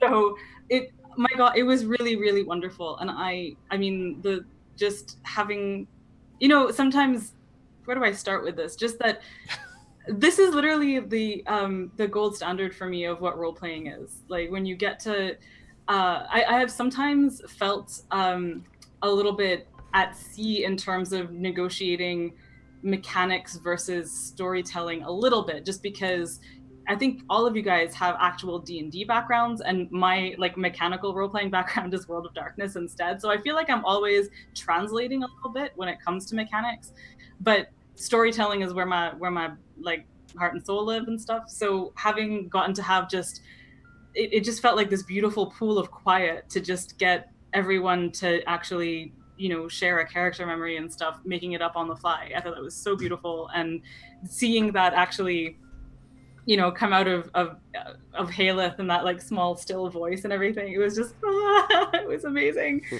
And I'm like, and my heart just bleeds for Inga constantly, and I love her so much, and like seeing her take the brunt of all of this was really harrowing. And so it was all of it was wonderful. It was as satisfying a session as I can remember, and it was absolutely wonderful. So thank all y'all. It was really great. This I cannot say enough how much this game continues to be like the only thing in my life right now that is play, that is just like not work at all in some respect, and it just really means the world to me to get to do this with you guys. So thank you so much. Yeah, you should see, by the way, in the behind the scenes, like it was really funny last night because I was not sure where I was going to be because I'm traveling still, and I was like putting it up, and I was like, okay, I kind of need an answer today, and so I was just like, come on guys, come on, and we were like, woo, yeah, like it was really funny.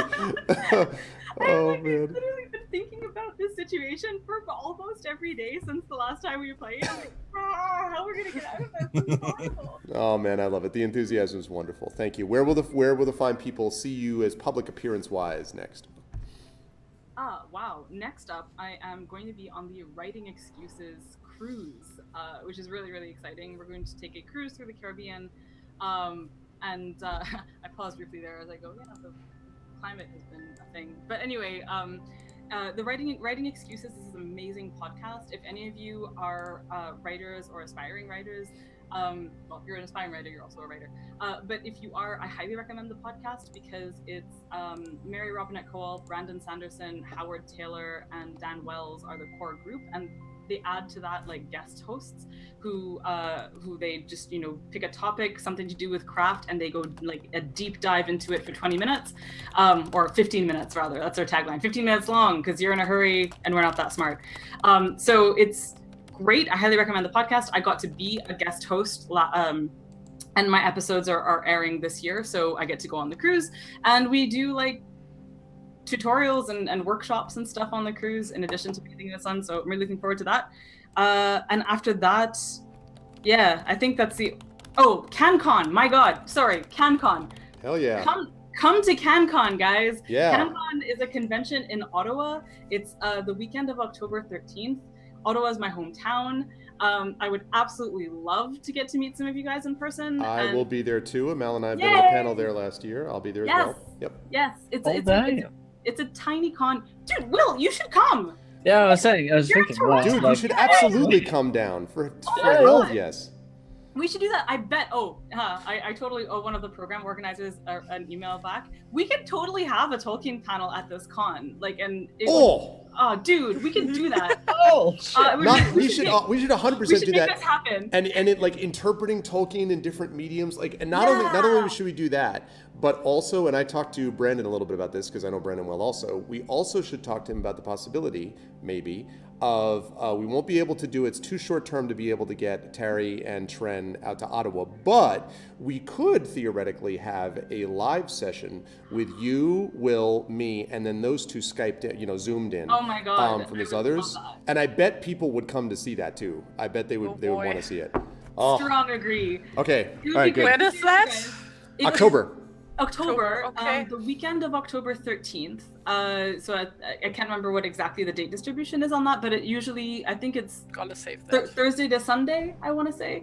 And Yeah, mark your calendar. Yeah, it's a good call, Terry. Mark Yeah. your calendar. Also, we have a just this is only for obviously the people in this chat, but like we have a guest room and we live like really close to the hotel. So if you guys like want to save money and just be like put up so that we could actually make something like that happen, I am super here for that. Yeah, it's the guest room is this is the room. So Nice. So you know what it looks like. you know what it looks like. But you get in, it's actually like 500 feet wide. Like it's like what's way long. You're like, wow, it's a bowling alley and everything.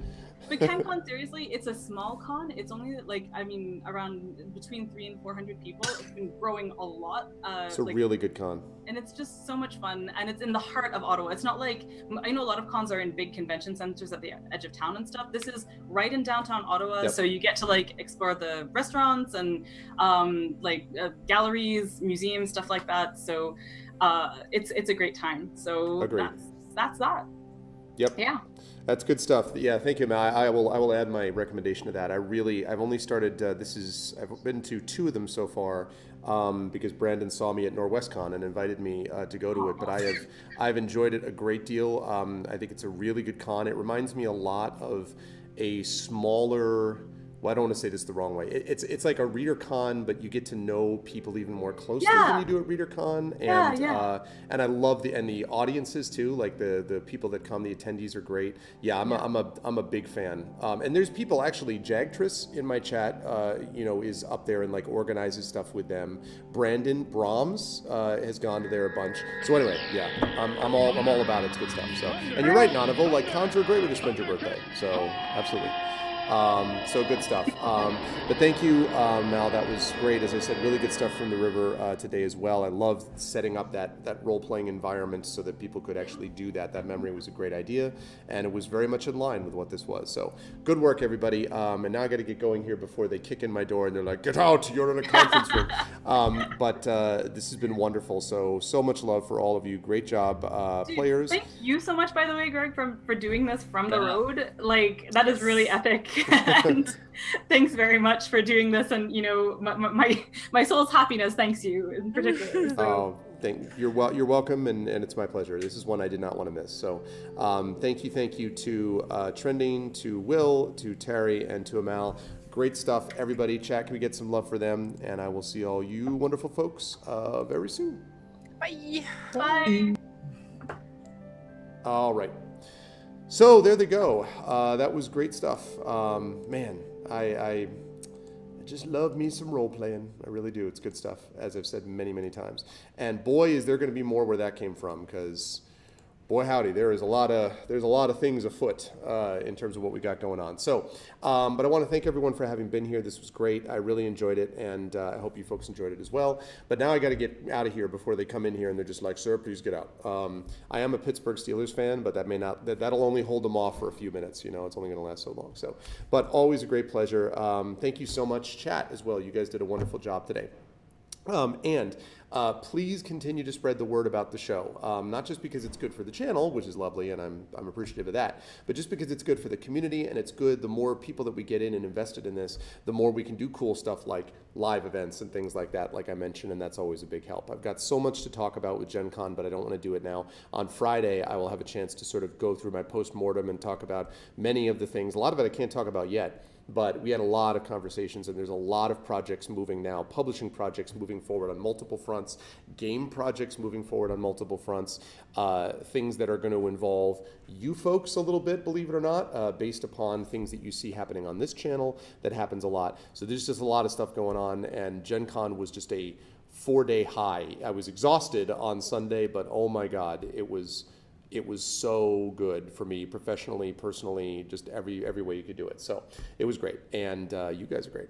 So if you like what you saw and heard, don't forget to follow the channel. Don't forget to check out the all the things, !ArvTube for the YouTube channel, !ArvCord. I will try to post this on my YouTube channel as soon as I can, but again, I want to just give everyone the heads up. This is on my portable rig, so it's going to take a little longer than it might normally, so just bear with me on that. Exclamation point Arv Cord, I think I mentioned exclamation point Arv Tube, exclamation point Arv Tweets to get you over to my Twitter. Definitely follow me over there, where I talk about this, my family, writing, teaching, politics. So it's me, all of me. So there's that. Exclamation point Arv2, what else? The shop, exclamation point Arv shop is important, so please go over there and check that out for merchandise, which is shortly going to include Esper Genesis and Assignment Impossible stuff as well. Exclamation point Arv Treon is my Patreon, which is sitting right there, $393.96. Again, would love to see that get higher. The more you can do that, the more you can gain inspirations as well, so please consider doing that. And last, but certainly not least, of course, that sub button. I believe it was Nonstop who came in and supported, and he's done it 11 months in a row because that's how awesome Nonstop is. So if you want to join and be as cool as he is, please make sure to jump on board and sub to the channel if you want to be able to support, get cool emotes, and things like that. By the way, custom sub badges have now been released for affiliates, which means that now we just have to finish our end of it, which we will do now that I'm coming home from Gen Con. So over the next couple of weeks, we hope to get those custom sub badges up there, and you will now have that and not just the sort of general star that's up there as well. Last thing I want to mention is congratulations to Hillness, who was officially made a mod. I actually thought I had already made him a mod, so I don't know what happened. But anyway, he's officially a mod now, so congratulations to Hillness, a well-respected member of the community. Want to thank all of you. No raid today because I got to get out of here. There will not be, again, a Pen and Pixels today, at least not at 4 o'clock because I get to get on the road. I may or may not, depending on how late I get home. I might stream tonight over at GOG and do a Pen and Pixels, but I would put that at like a 30% chance because I probably am going to be getting home too late and I'll have other stuff to do. But Friday we will be back to normal. I'll be streaming on Friday. I will have my schedule put together by then, so I should have a much better sense of what we've got going on Friday. And the rest of August looks like it's going to be a great month. Boy, if it was anything like Gen Con, it's going to be an amazing month because it was really super great. But that's going to be the deal with that. I want to thank everyone who made this an awesome stream today. Thank you to my wonderful mods. Thank you to Dragon Spear, to Tarry Tunes. Thank you so much to my subscribers, Dragon Spear, Tarry Tunes Nonstop, Rala Song, Uncle Elias, and of course, thank you to all my Patreon supporters that don't necessarily show up there. Thank you to Almaden. Thank you to Amal. Thank you to a great job again today, both Tarry Tunes and Amal. Wonderful job as players. Thank you to Bebef Bean. I hope you like what you saw and heard, Bebef Bean, and we'll follow and do the other stuff that I talked about on this channel in terms of Patreon support and the shop and all that kind of thing. Thank you to Commander Root, Decaf Smurf, Dr. Sleepy Time. Thank you to EA. What's up, EA? Thank you to EKEG. Thank you to Electrical Longboard. Thank you to Aaron, who is always so kind to me in here. Thank you to the aforementioned Jagtris. Thank you to Mr. Mano. Thank you to Nonival. Again, thanks so much for stopping by, Nonival. Thank you to Palin Revno. Thank you to PKD Fan. Thank you to Questionable Results, to Scraticus. Hello again, Scraticus. Thank you to Sid KFJ or 98 or 7, etc. I hope you like what you saw and heard. Thank you so much for being here. I hope you'll support in the ways that I mentioned before. Thank you to TNS Mephiston. Thank you to Trendane. Wonderful stuff out of Trendane today, again, as usual. Also, thanks to Will and Counter Roleplay for being awesome as usual. Thank you to you, Christensen. Thank you to VNK. And thank you to Virgo Praz. That's going to do it for me. Love you all. Best viewers on Twitch. And I will catch all of you wonderful people. I will see you on Friday. Again, VOD of this will go up as soon as I can get it up there, but it may be a little bit later than normal because I'm driving back. But I will be back home soon. Until then, bye everyone. Love you all. Be good to each other until I talk to you next time. See you soon. Oh, and Tolkien is awesome.